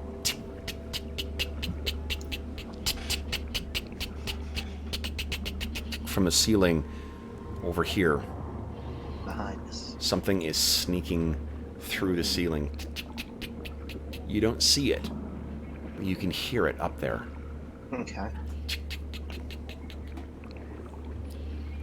What are you guys doing? We see, that Iphigenia, what do we see as you activate your frost touch on your Alright, spear? so the chill touch, it's like a Chill touch. purple, like a, basically, you know, that guttural sound that Yep. probably freaks people out when she casts her necromancy spells.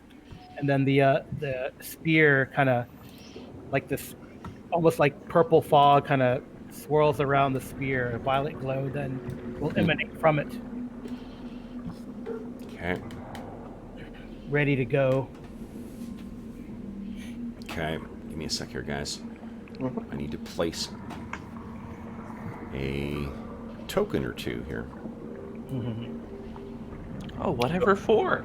Are we going to shut the doors on these beasties, or how do we play this? Do we try and fight the battle on 2 fronts? We'll see what we got. Maybe we can parlay with them. Definitely a good idea. Hello, good sir. Well met. Sorry for killing your mom.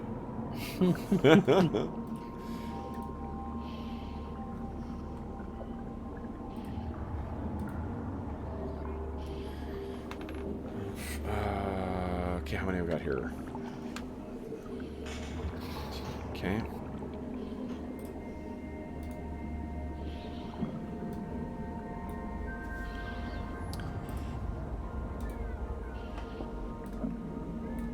All right.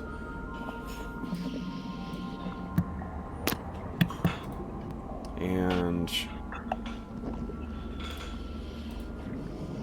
Okay. Guys, are we ready? I was born ready, Kip. Nice. So you guys are all gripping your weapons. There's the purple flare around Iphigenia's weapon. And what? I like put it on the floor, you know, kind of set to receive charge, assuming they're coming from the ceiling. Okay. Kane's So you're been looking up, and then you hear kind of a of things hitting the ground, and then slowly moving in that undulating, unnerving fashion with the twitching legs, guys.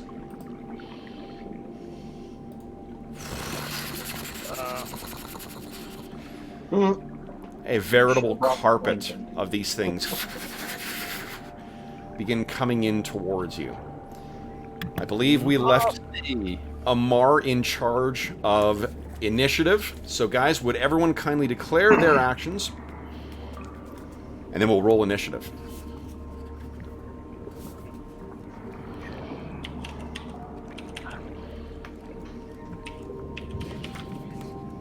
Okay.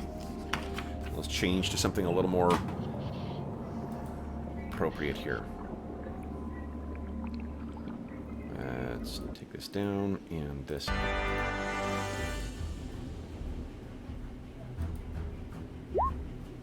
Amar, if you want to step to the side as part of your action, we can probably be 2 by 2 up here. Okay.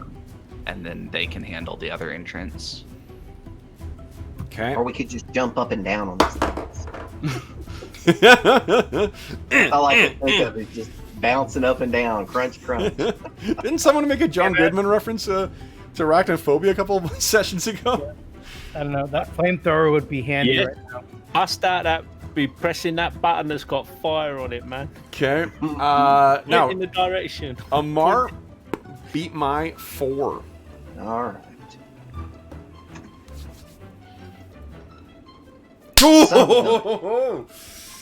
Okay. Now that means we have melee first, and who set their weapons versus charge? I did. I set the spear. Okay. So So you will have an opportunity to attack first because the reach of your weapon is certainly larger than what they are. So go ahead, Iphigenia, make an attack. okay.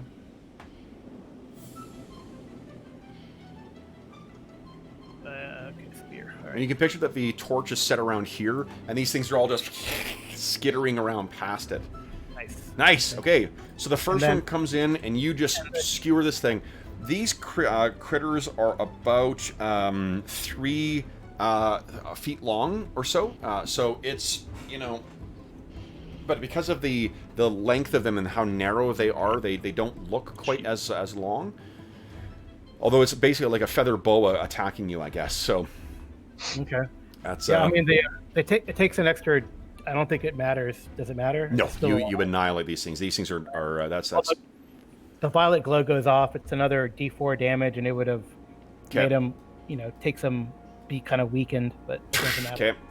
All right, but then the next ones come in here. So let's see here. We've got 1, 2, 3. I'm just gonna pair up which ones I've got space for here. There we go. Yeesh. Never let it be said that I don't satisfy anyone's arachnophobia here, or whatever the insectoid or centipede equivalent thereof is. Oh, I gotta look that up. Arthra. Yeah, it could be arthrophobia. Yeah. Okay. Oh boy. And there's kind of, you can picture them skittering up and over the walls as well. They can travel on those with no difficulty. So they're swarming over and then coming down at you. Okay. So we can't shut off the entrance anyway. Well, and there's even, you know what? God, you're right. They're actually going to be able to go to the up and a top on the ceiling and then drop down. It's called Xerantophobia. Xerantophobia. Well, XARAPHOBIA. That is lovely. Or myriapodophobia. Pastaphobia. That's the worst. Rigatoni! Okay. Myriapodophobia. Popophobia, fear of the Pope. Popophobia. I always think about there was an old Saturday Night Live when Tim Mazursky was on, and he did a whole list of phobias, and I remember popophobia specifically. Just sticks in my head. Okay, so that's about where our critters can go here. So let's see how many rolls I gotta make here. Kane, looks like I've got 1, 2, 3, 4, 5, 6, 7, 8 on you. So let's get this going here. 2, 3, 4, 6. I can roll 6 right now. Your AC is currently what, a 1? It's plate mail. Yeah. Let's just check that up. Yeah. Yeah. A 1? Okay, nice. Yeah. Melee 1. Excellent. Okay, so then go. So in spite of being surrounded, let me roll the last 2. Oh, one of them does manage to get a hit. So they're swarming over you, but your plate mail is proving to be worth the money that you spent on it. But one of them, unfortunately, you feel a sting from behind you. You take 2 points of damage, and I need you to give me a death save. This is versus poisons. Have you got any poison bonuses? Plate mail is 2 DR. I'm going to say that this is able to get through it. They're too small. Okay. What was it? 2 damage? Well, hold on. No. You know what? I'm not gonna. That will stop it. Oh, okay. No, actually, I'm not going to. Sorry. I'm coming to get you, Kev. The indecisive DM. I know. Brought to you by Dungeon Muse. Well, I'm trying to visualize this here, and it's just because of how small these things are. You know. 20 foot. So give us a death save, please. Okay. Okay. You feel a burning as you take 3 more damage from this thing as well. Now, what is your total hit points? Is it 30? I think you might be subtracting from the wrong thing here. Oh, I might. It's the other column. There's no. You can use your token. If you click on your token and you just click on the red circle and hit subtract whatever, that will automatically update your character sheet. Oh, I'll do that in a minute. So that was 5 in total, wasn't it? 5 in total. That's right. Yeah. Yeah. Iphigenia, we've got 1, 2, 3, 4, 5, 6 on you. It looks like. What is your AC? It's 1. 1. Okay. Same difficulty. No. All right. And oops. All right. These things are swarming over you, Iphigenia, but none of them manage to actually get through. You can, toss them off or throw off their bite. Our terror is not actually getting any attention. Amar, you have 1, 2, 3, 4, 5. It looks like on you. What is your AC right now? AC is 2. 2, okay. None of them manage to get through. You're able to duck and weave and dance over these things, and they're not able to get a solid. They crawl on you at some point, but you kick them off. All right, so that is it for melee for them. Our heroes, who's got melee? Everyone, I think. Yes. Go ahead, guys. Yep.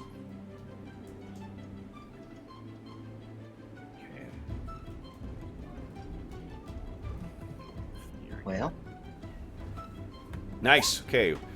Iphigenia, it's 1 gone. Boom. Arter. Nice. You moved in. There's 1 off there. Kane, what is going on? Well, how can I Are miss? these does Kane get his fighter ability on these guys? Yes, these are lesser foes. Oh, well then I get that too. So You Yeah. do too. I tried your. yeah. Yeah, so go ahead and make a extra attack, guys. Arter, it's another hit. Kane, that is actually a hit. So another off of Kane. Arter, you take another 1 out. All right. there we go. Amar, This nice. is gross. This is gross. Yeah, that was my second. My first one missed. That's my second. That's your second one, okay. Yeah, Amar, you really hit the full gamut with those attacks. I know. It's like I don't hit anything for maximum damage. I love it. Exactly. Take that, wall. Yeah. Oh, on this boy. rock. Okay, now does anyone have anything to do on the second segment? Doesn't look like, eh? No. So then we are on to, that's the end of the round. Amar, we thank you for your service in rolling initiative, but it passes on to Iphigenia. Everyone declare their actions. If you're just doing melee again, we don't need to declare. I'll just assume you're... Yeah, I'm doing melee. I'm not doing anything. Okay. I'm just wading Carl, through this. beat my 5. Come on, Carl. Here it comes. Nope. All right, so we got more in, and our terror has offered himself up kindly as a meal for our little friends.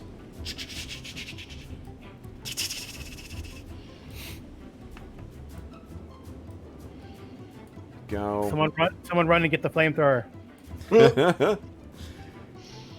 That was I wonder actually if a it still randomly works. rolled item, too. That was not intended to be something in here.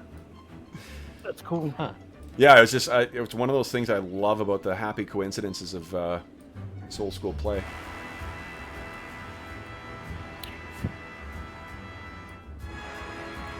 All right, and boy, these things are hungry. Their mama didn't bring back food, but you brought it to them. Okay, so then, oh my goodness, I have 1, 2, 3, 4, 5, 6, 7, 8, 9, 10. 1, 2, 3, 4, 5, 6, 7, 8, 9, 10 on Kane. 10. Okay. And then 4 more. Kane.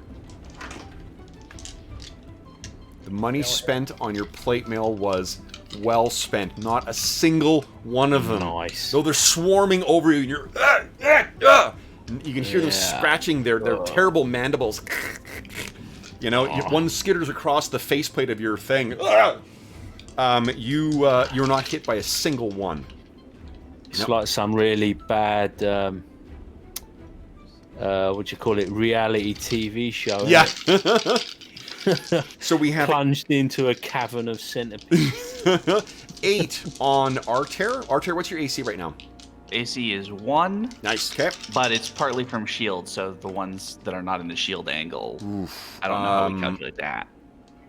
Yeah, so I will say that 4 of them will... Let's see, I got 1, 2, 3, 4, 5, 6, 7, 8 on you. I'm going to say that 3 of them are versus your shield, and the rest are... The other 5 are not.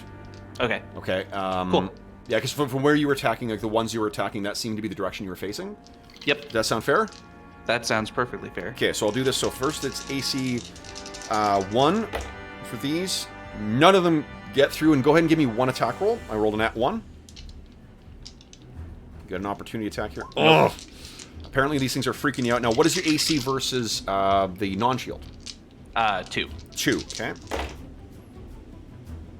Oof, 1 gets through. So you take 1 point of damage. DR does not apply, and I need a death save from you, please. It is so great that they called it that too. It's so ominous. A death save. What? This is poison, so if you have a poison, I mean that's a pretty bad roll, so it won't. Yeah, so that's not gonna help. It is only 1 extra point of damage. All right. Okay, Iphigenia, I have 1, 2, 3, 4, 5, 6 on you. So it's gonna be the same thing. However many, because I have a shield. So Yeah. however many. I'll say 3 apply to the shield, 3 do not. So it's 1 and 2. So 1 and 2. Okay, so versus the AC 1, no one hits. Good. AC 2, none hit. So you keep your distance. You're able to keep these things at bay from the second one, and then on our stalwart monk, 1, 2, 3, 4, 5 on you again. And your AC is a 2 right now? Correct. Okay. We have... Oh, 1 opportunity attack. Go ahead. All right. So is that the standard, just regular D20? Just a regular... No, just a regular attack. Whatever your... A regular attack. attack? Yeah. Okay. This is just... I rolled a nat 1. I'll let you guys make an attack. Nice! Yes. One of them is down. Another skitters into its place. All right, guys. So it seems like you survived the second wave. Would you kindly make your attack rolls now? Favored attack rate. Let everybody else go first. So does that become free now because of the It Well, becomes... it's 2 doubled to 4. Oh, If you're at yeah. 3-2. Yeah. This is the advantage of being a fighter. You get to 1, 2, wade through these things. Whoa, crit. 3, 4. Okay, nice. Oh, that's... Oh, and that one. Yep, so they're going to get an attack on me. Does not hit, though. Okay, so 3 are gone from Arter, 1, 2, 3. And Kane, 1, 2, 3. Nice. 1, 2, 3, and 4. Excellent. Laid down some damage there. Whoosh. Iphigenia? I guess she gets 2. Spear is like a. I guess I got an additional weapon mastery at 4th level because I have. Anyway, so there's a weapon mastery. Give me a +2 on the attack mod. It does, yeah. Okay. And 2 attacks. So We go spear. 1, Yep. 2. Okay. I just get 2. Yeah, that's right, because you don't get the fighter Yep. thing. Okay, so 2 more are gone. Amar. There's 1. 1. Oh, God. I know. It's killing me. Okay, is that it All for the you? things. All right. Then, everyone, let's see here. Well, I guess it's going to be melee again, so we won't bother with declaring actions. Arter. Beat my All right. 3, please. Beat your 3. Comes. 1d6, not 1d66. Oh! Nope. Another wave Too fast. of hungry centipedes. All right. So let's see here. Man, there seems to be a never-ending wave of these things. It seems realistic that they would go quick. They're Yeah. quick. Yeah. Okay, let's see here. We've got 1, 2, 3, 4, 5, 6, 7, 8 on Kane. All right, 1, 2, 3. So 6 and AC 1. Let's see. Nat 20 on one of them. Ooh. Let's roll dice here. 5 is ×2 damage. Kane, you take 4 points of damage. DR does not apply, and I need another death save from you, please. Okay. The others do not hit. So you're doing a really good job of keeping everything off. You fail again. Okay, so it was It was 4. 4 and then another 5. So I won't 9. double the poison damage. All right, Iphigenia, you actually only have 2 on you right now. So I'll let you apply your shield bonus against both of those. Thank God for the shield. You managed to interpose it just in time as one of them is about to get on you. And you sort of keep it at a distance as its mandibles are snapping at your face. Arter, I'll let you apply your AC bonus versus 3 of them. So 3 of them on you against AC 1. None of them hit, and there's 2 that are against AC 2. Neither of those hit as well. Amar, you only got 4 on you right now. And none of those hit either. So you guys are, while these things are nipping at you and you're taking little bits of clothing off of you, you're definitely going to have what do you call it? You're going to have signs on you that you were in this struggle.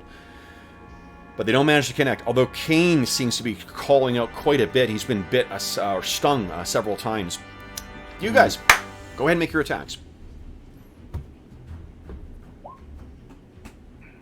Kane, nice. Another one's gone. Don't forget you get 2 at Kane. Yeah. Yeah. Okay. Oh, big hit on that one. Okay. Another 2 gone. That was probably the one that bit me. Fuck off. Arter, nice. Yeah. You smash it up against the wall. Smashed against the wall. Okay, Arter. Boom. 2 more. Down. Okay. And Iphigenia? How is Kane looking? Pretty bad. I mean, I got 2 on me, He's not quite bloodied yet, but he's getting close. and he's got like a bunch on him, right? Yeah. There's still like 6 or 7 on him. Okay. I have an idea, but I don't know.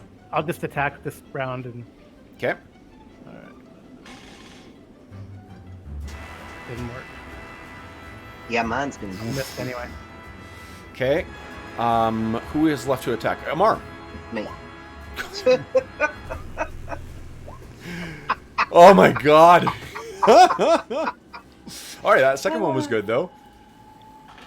Apparently you, all those phobias that we looked up, Amar suffers from all of them.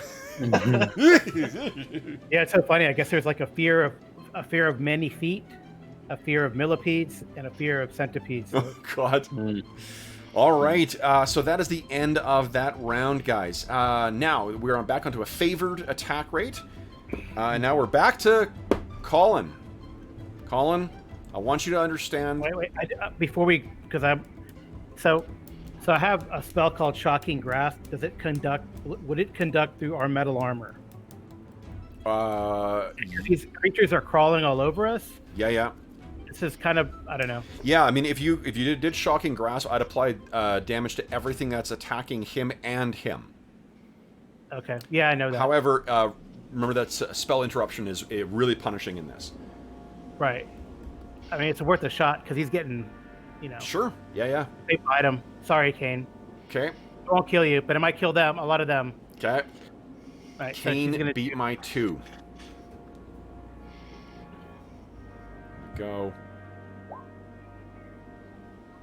Ooh! Nice. Excellent. All right, you guys have the initiative. So first off is melee.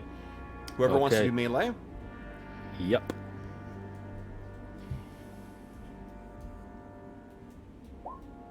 Nice. And back in form. Amar just likes showboating, I think, is that... Oh, Arter. Oh.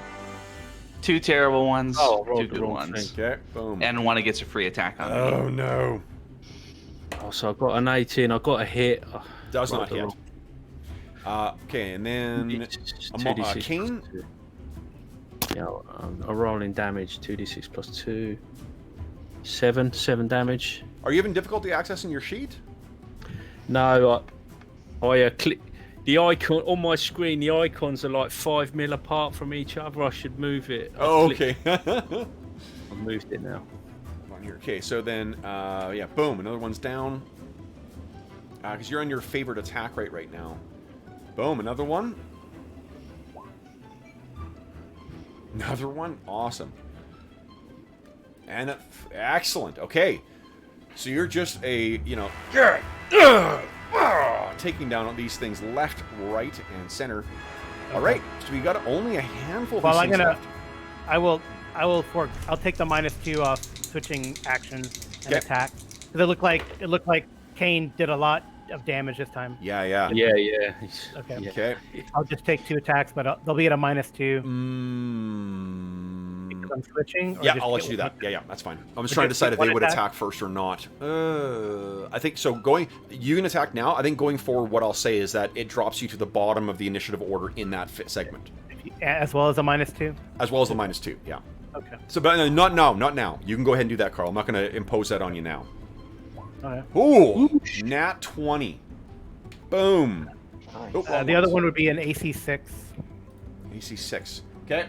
That is still good enough. Boom. Okay. So that you have none left on you. Okay. All right. So the remaining ones here. Let's see here. We got 2 on Amar. Nat 20. Amar, it is only +1 damage. So Amar, you take 2 points of damage, and I need a death save from you. If you got any poison bonus, you can apply that. And I'll do my attack on Arter. Nope. And I've got 2 on Kane. Come on. Both miss. Son of a gun. Fail. Okay. Amar, you take another 2 points of poison damage. And then that is the end of the round, guys. Okay. I've already made a morale check for these things before, so they're not... These things are just driven by hunger at this point. Colin, I think you are rolling initiative for us, so is anyone doing anything other than melee? No, it's just melee. Just melee. Colin, Yeah. beat my 3, please. Okay. Another six. Back-to-back 6s. Nice. Nice. All right, so you guys are up first. Go ahead and make your attack rolls. We are on an unfavored attack round now. Amar. Boom, another one's gone from Amar. Arter, that one is off you.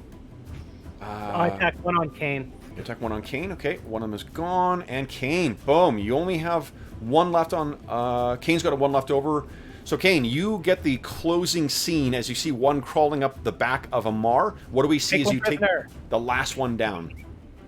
I think I just grab it by its back end, Yeah. spin it round my head about one time and then slap it into the wall. All right. So now, where you guys currently stand is a... Oh, let me move this down here. It is similar to the scene you found by the stagnant water there, where there is a pile of chitinous carcasses beneath you. That is a alliteration worthy of Stanley. Though here, these are much moister and fresh.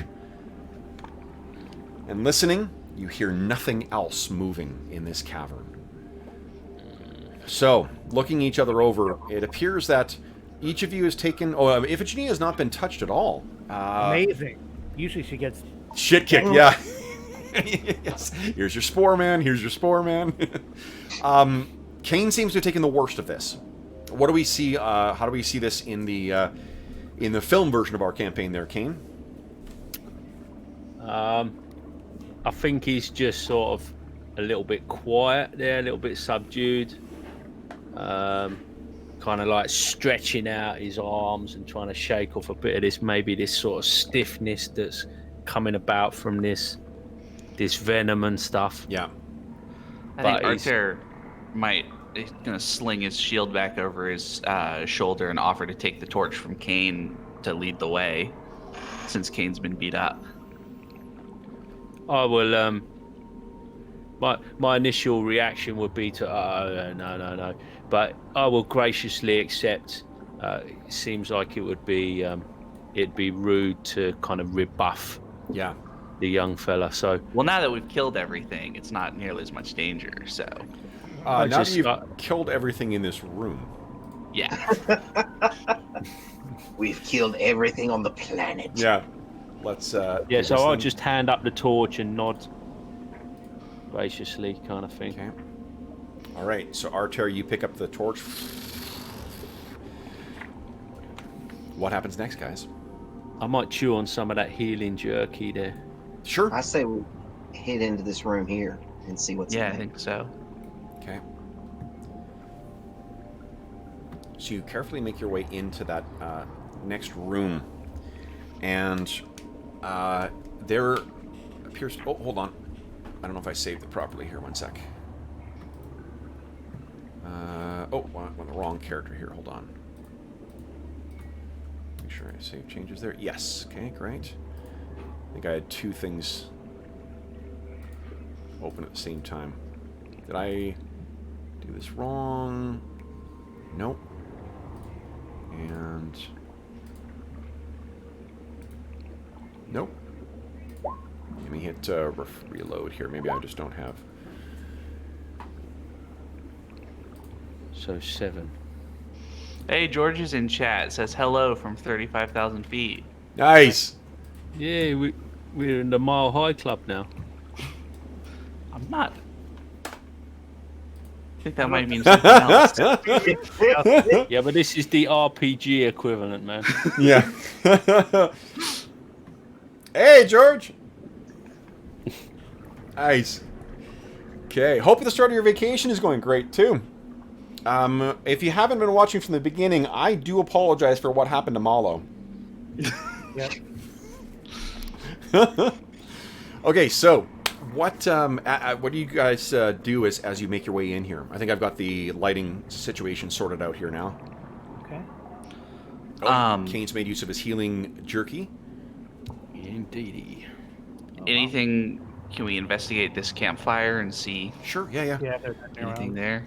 So what you in the course of poking around in there, what you find is another 12 copper pieces, another 6 silver pieces. We haven't found any copper, but I guess we found some. Oh, okay. copper. So you find 12 copper pieces. You find another 6 silver pieces. You find another 2 platinum pieces, and a single gold piece.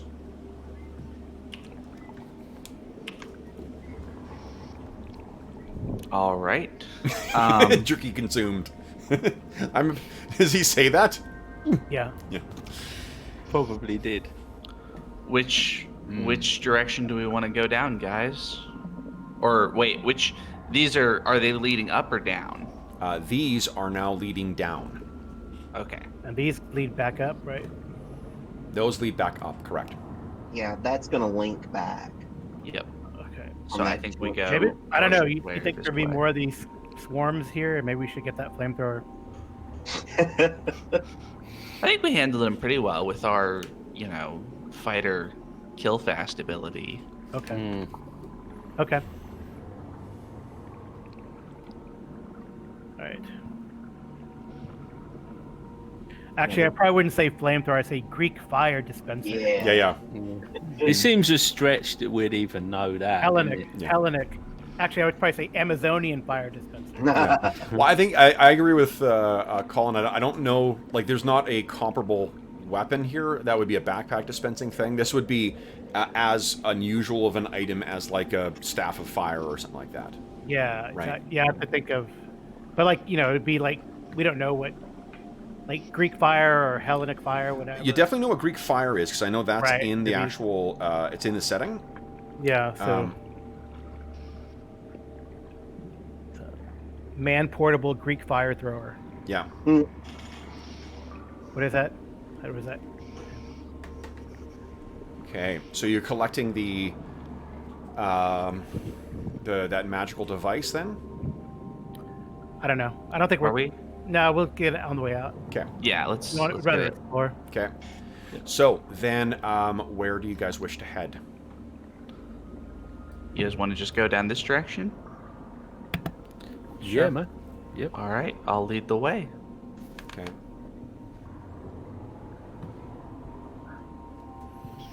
Okay, get my color-coded dice again.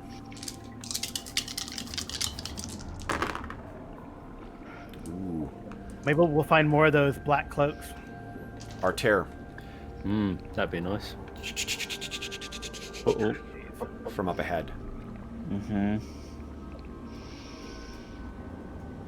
So I'm gonna kind of halt for a second, hold up the torch, and Like a lot of ones or like a big one? Can you discern? Let's see. Alter? Amar, give me a D12 roll, please. Ah, He's like, your imagination is playing tricks on you. There's nothing up there. there's definitely something up there. But let's keep going. We're this far in. Yep. Okay. Step up and around the corner. Okay. So right there, let's have you halt.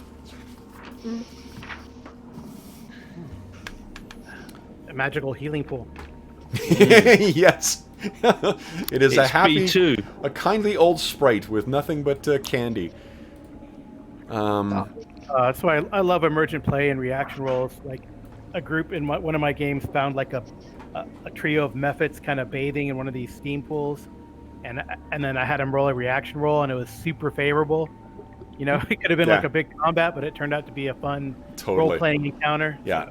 No, it is like hands down my favorite part of this style of play is just how, like, as a DM, it is so much more interesting to see what's happening and be surprised by what's going on and having to respond to that, rather than just being like, turn to the next page of my module and then this happens.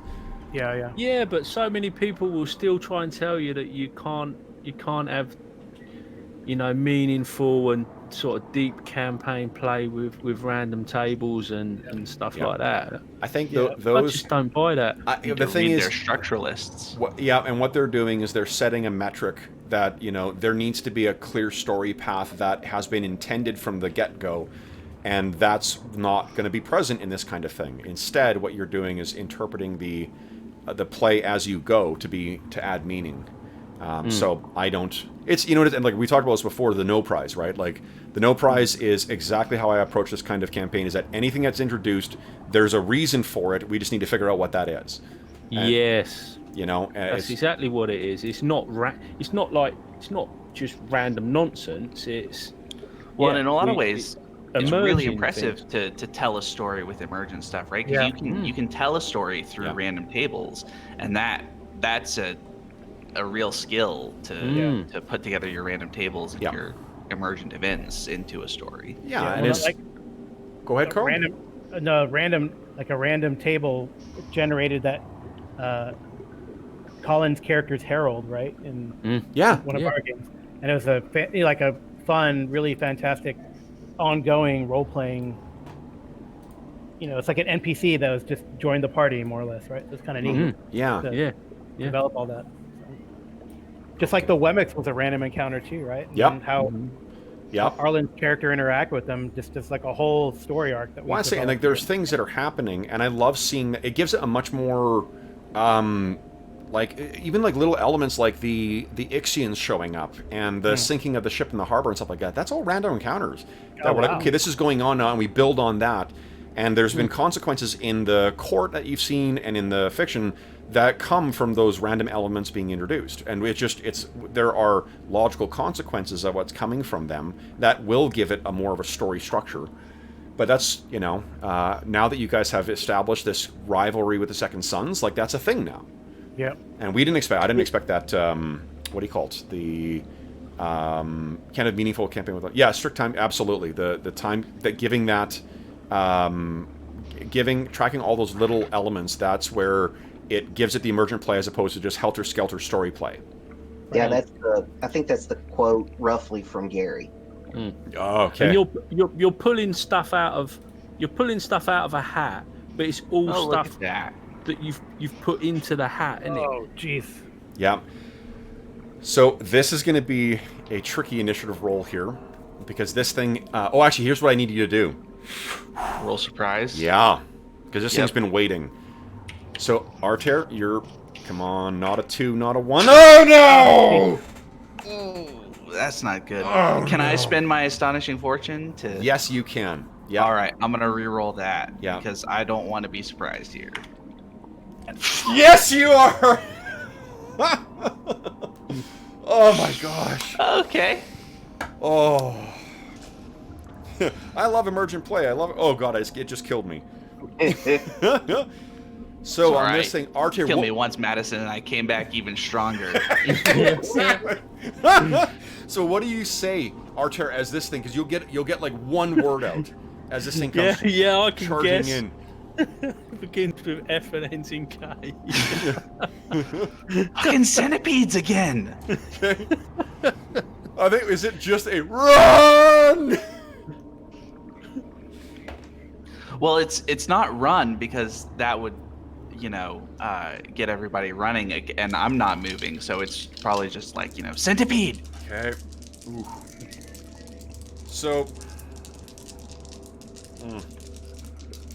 This is gonna hurt. Yep.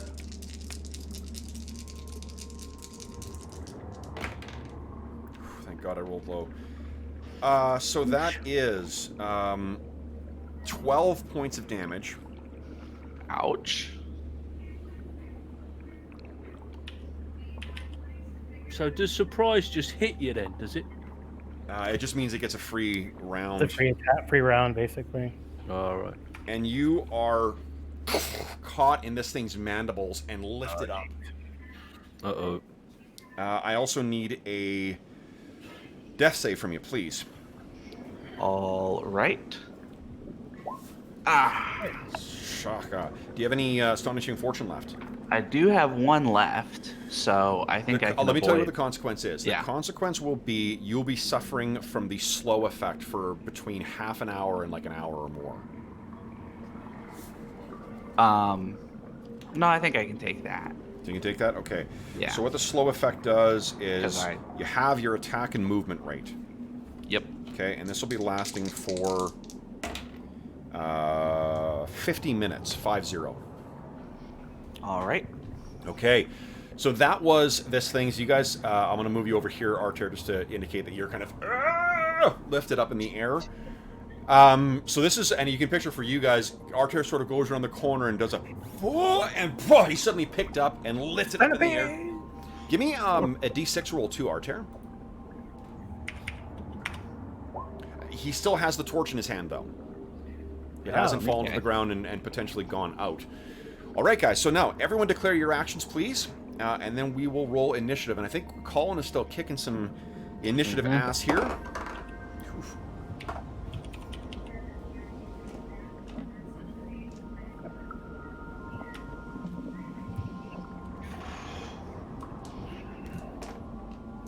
George has just lost his connection.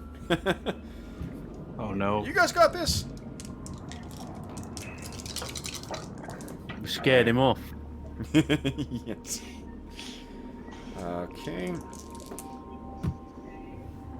That's everybody in it, so I'll roll now then. Yes, you're going to beat my 1. 3 in a row! The number of the beast. Excellent, yeah. Iphigenia is going to break into song.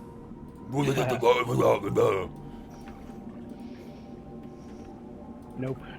Cookie Monster voice. Yeah. That's what I call it. I can't help it. Yeah, some are more enunciated. Cookies. Or I wonder if it's just like if you listen to the band long enough, you can finally figure out what they're saying. Because I can figure out like Amon Amarth and Arch Enemy, but there's some like I'm like, oh god, I have no idea what they're saying. All right. So we've got melee up first too. We got looks like 3 people doing melee. Go ahead, guys. Am I gonna take like an attack penalty for being? Yeah, I'll just give it an AC bonus. Okay. Okay. Amar. Yeah. Whoa! Amar's making up for against the small ones here. Wowzers. Boom. Fight your fear. Archer. Ugh. Yep. Yeah. I kind of figured, you know, getting manhandled by the centipede's not likely that I'm going to make a good. Oh, Kane! Boom! Nice. Man, Damn. oh man. Look at that. Won't like me when I'm angry. Oh, you hammer this thing. So between the lot of you guys in particular, with Kane putting a point on it, I'm gonna roll okay, morale check. Still, this thing is not. It's in its cave. It's not fleeing just yet. As its melee action, it's just there's 2 things it can do. For one, it's gonna bite down harder on Arter. That's not good. Arter, you take. Oh boy, another 11 points of damage. So I have 1 more Astonishing Fortune. I can use that to negate a hit, right? You can. All right, then I'm going to use that. Okay. It's crushing in, and you've got your, you know, you try to hit it, and then you get your hands in. You're trying to push this thing's mandibles back, and you can see your back muscles are all straining, your arms are straining as you're keeping it just at parity, but you can feel your arms slipping. And then it can also do a sting, something crazy. Oh, you know what it does? It moves its jaws down, and you can see that its segmented torso opens up in the sickening like little hatch, and you are placed in there, Arter. What the? What is in its mouth? Yep, and you are currently being digested. Nice. All right. Gotta love being swallowed. Yes. Okay. Hack your way out. Now,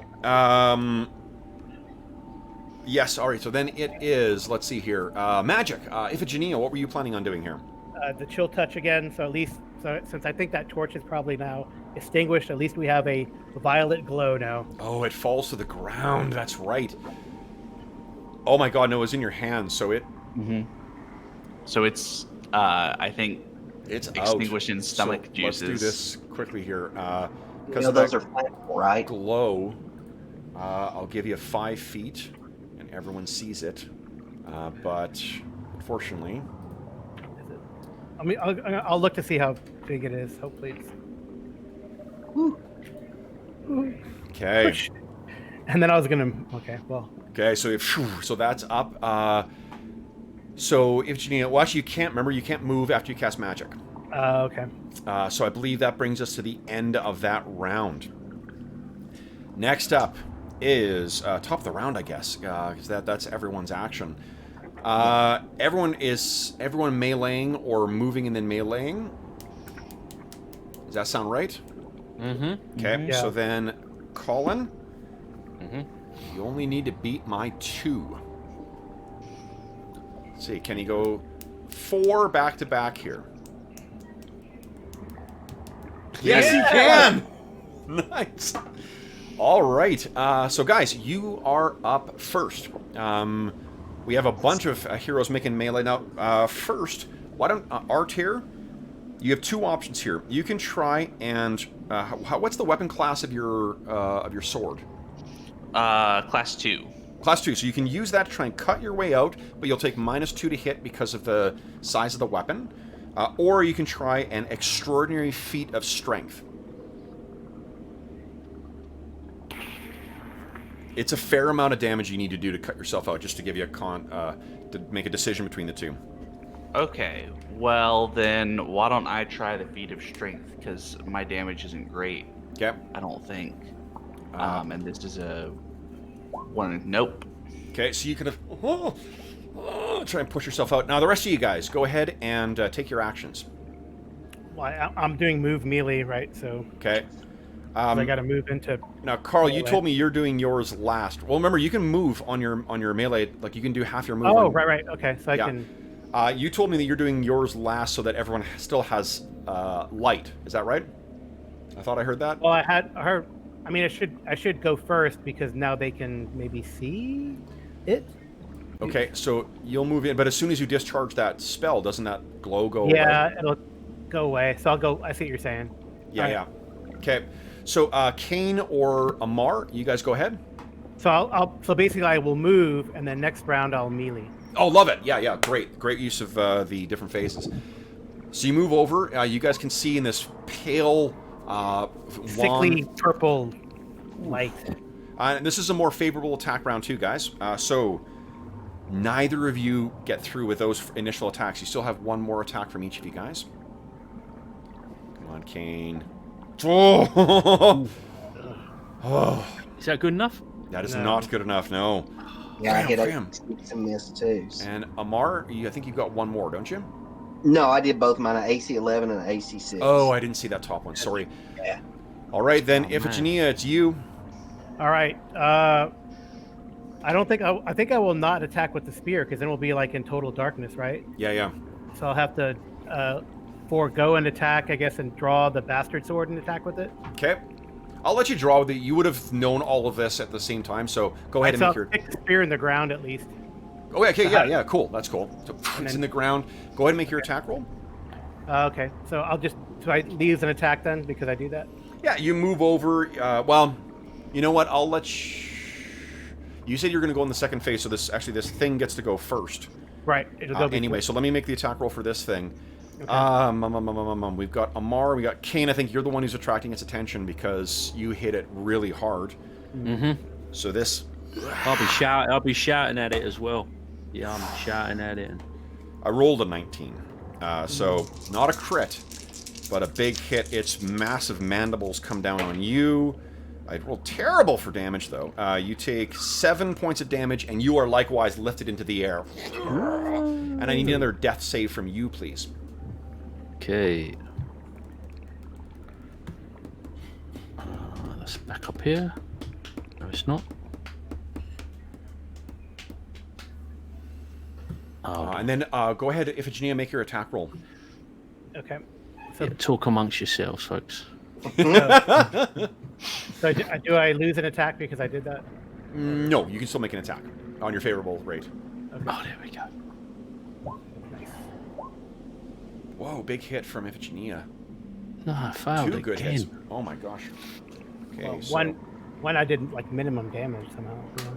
Yeah. Okay, but that's enough. You with that first hit, you shear off about 7 legs, and then you bring it down on the back. And while you don't pierce the chitin on the back there, it cracks in. You can see little bits of goo coming out. All right, Kane, you are likewise slowed, and you are slowed for a full hour. That means your attack rate and your movement is halved. You feel drugged. Okay, then that is the end of the round, guys. Next round, Kane, you are still up? Yep. owning initiative here. But rolled a 6. Huh. Here we go. Can you make it 5 6s back to back? Here we go. Yes, you can. I call hack on that. Jeez. Dice. Is there such a thing as an The aimbot dice for? engine's been screwy all day. Love it. Okay, so first let's start with Arter. I may or may what not kind of have damage friends in high places. should I have that taken roll last 20. round for being digested? You are slowly being. This is like the Sarlacc pit. You are slowly being digested. Okay. Yeah, so you're actually not taking damage yet, just yet. Okay. You can feel, you can picture that it's stinging all over though. Like it's definitely. I'm gonna do another feat of strength to see if I can't. Nope, that's even worse. Okay. Hang in there, Arter. Okay.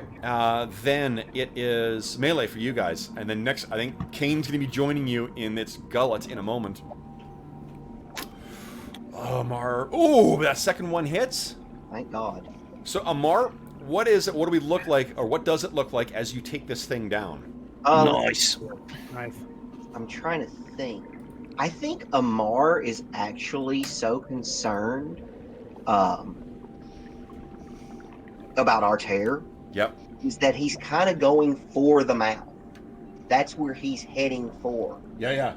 And mouth, head, same area. Yeah. And that second hit just right in. So you actually, with your strike, you actually shatter one of its mandibles. Kane, you collapse to the ground and are freed, and the whole body falls down. However, your ally is still within. So I'm gonna try to. It was like a hatch or something, right? Is that what it looked like? Basically, like it's the like thorax of this thing seemed to like open up and swallow him. So I'm gonna try to like pry up with the bastard sword, like stick it in there and pry open that hatch area. Sure. Yeah. Give me a I'll make it a what is it? A test of strength rather than a feat for you. Can I assist? Sure. What I'll do is I'll bump the number. I got this.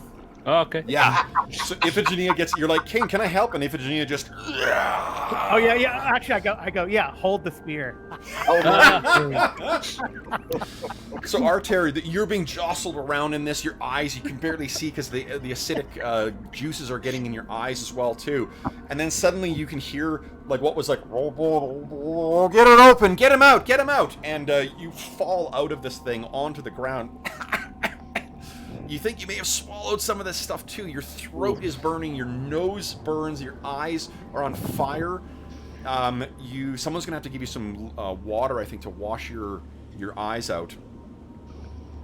Yeah, it's also this weird like purple glow. So you're like in the afterlife, Arter. Yeah. We could wash him off in a pool in that other. There's a cavern nearby, isn't there? Yeah, if you guys do. There was a pool in here, remember? There's a well, is what I thought it was. There I is. need There is to a small. break out another torch. Yeah. Okay. So let's do this here. I'll just add this on here. All right. So using this shallow kind of pool of water in here, you wash off, and Arter eventually. One or two, splashes of this on your face, and you're able to, and see around, and you look over and see the titanic fallen form of that centipede that ate you. So. I'm gonna have all of those phobias now. Yeah. Claustrophobia. All right, and guys, what I can tell you is the rest of your exploration of this cave is uneventful, and there are no further things. We will end with you guys having collected everything that was available in here. The only things that you have not thus far collected is one more platinum piece, 2 more gold pieces, and 2 more gems, an azurite and a malachite. Now, as is always the case in these games, let me just quickly calculate what your XP is for this session. If you could kindly put in what your, if anyone has any Astonishing Fortune left, or how many you have left in chat. Yes, I got one. Nice. Because of, That was your, I think that's probably the one from your badass just kind of smart assery. Yeah, smart assing to Kane. Yeah. Excuse me. But you know, it's like pulling your pigtails. You know, it's not like meant to be mean. No. Okay. It's all duly noted. How many got left here? 1, 2. Oh, 3. Nice. Okay. 2, 3. She only does it because she loves me. Huh. All right.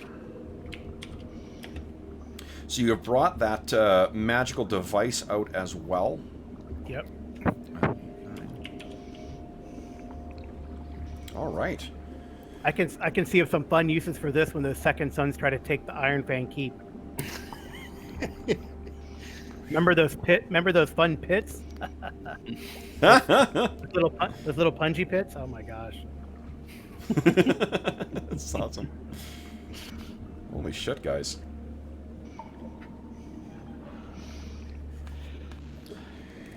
All right. Let me double check to make sure I haven't made anything or made any errors in my math here. It's going to be a big day for the Reavers of Thule, though. Yes, and we can say hello to level 5. Guys, I doubt it, but the total that each of you earns from today's session, including your XP bonus, is 2,490 XP.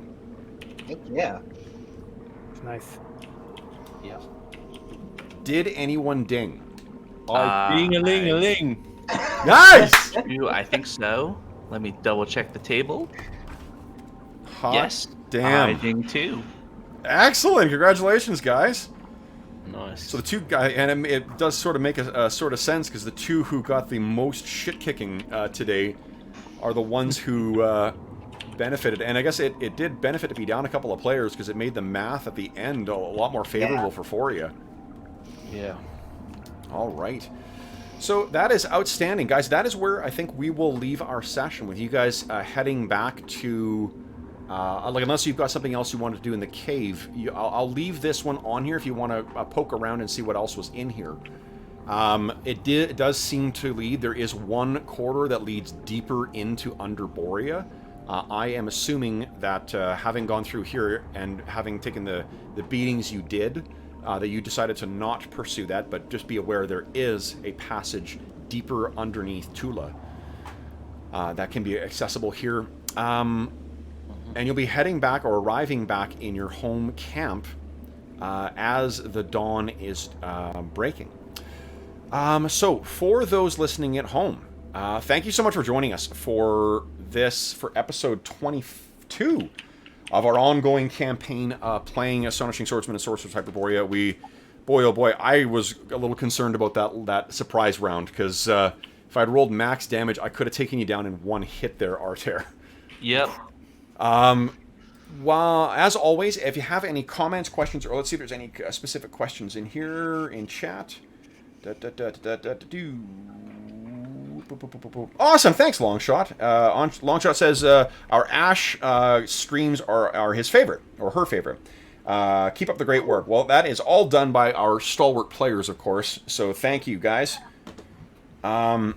Excellent. So then, as always, if you have any comments, questions, or concerns regarding the session, or if you want to shower praise on our stalwart players here, feel free to leave a comment in the comment section of the video, and I will be sure to forward that on to the players.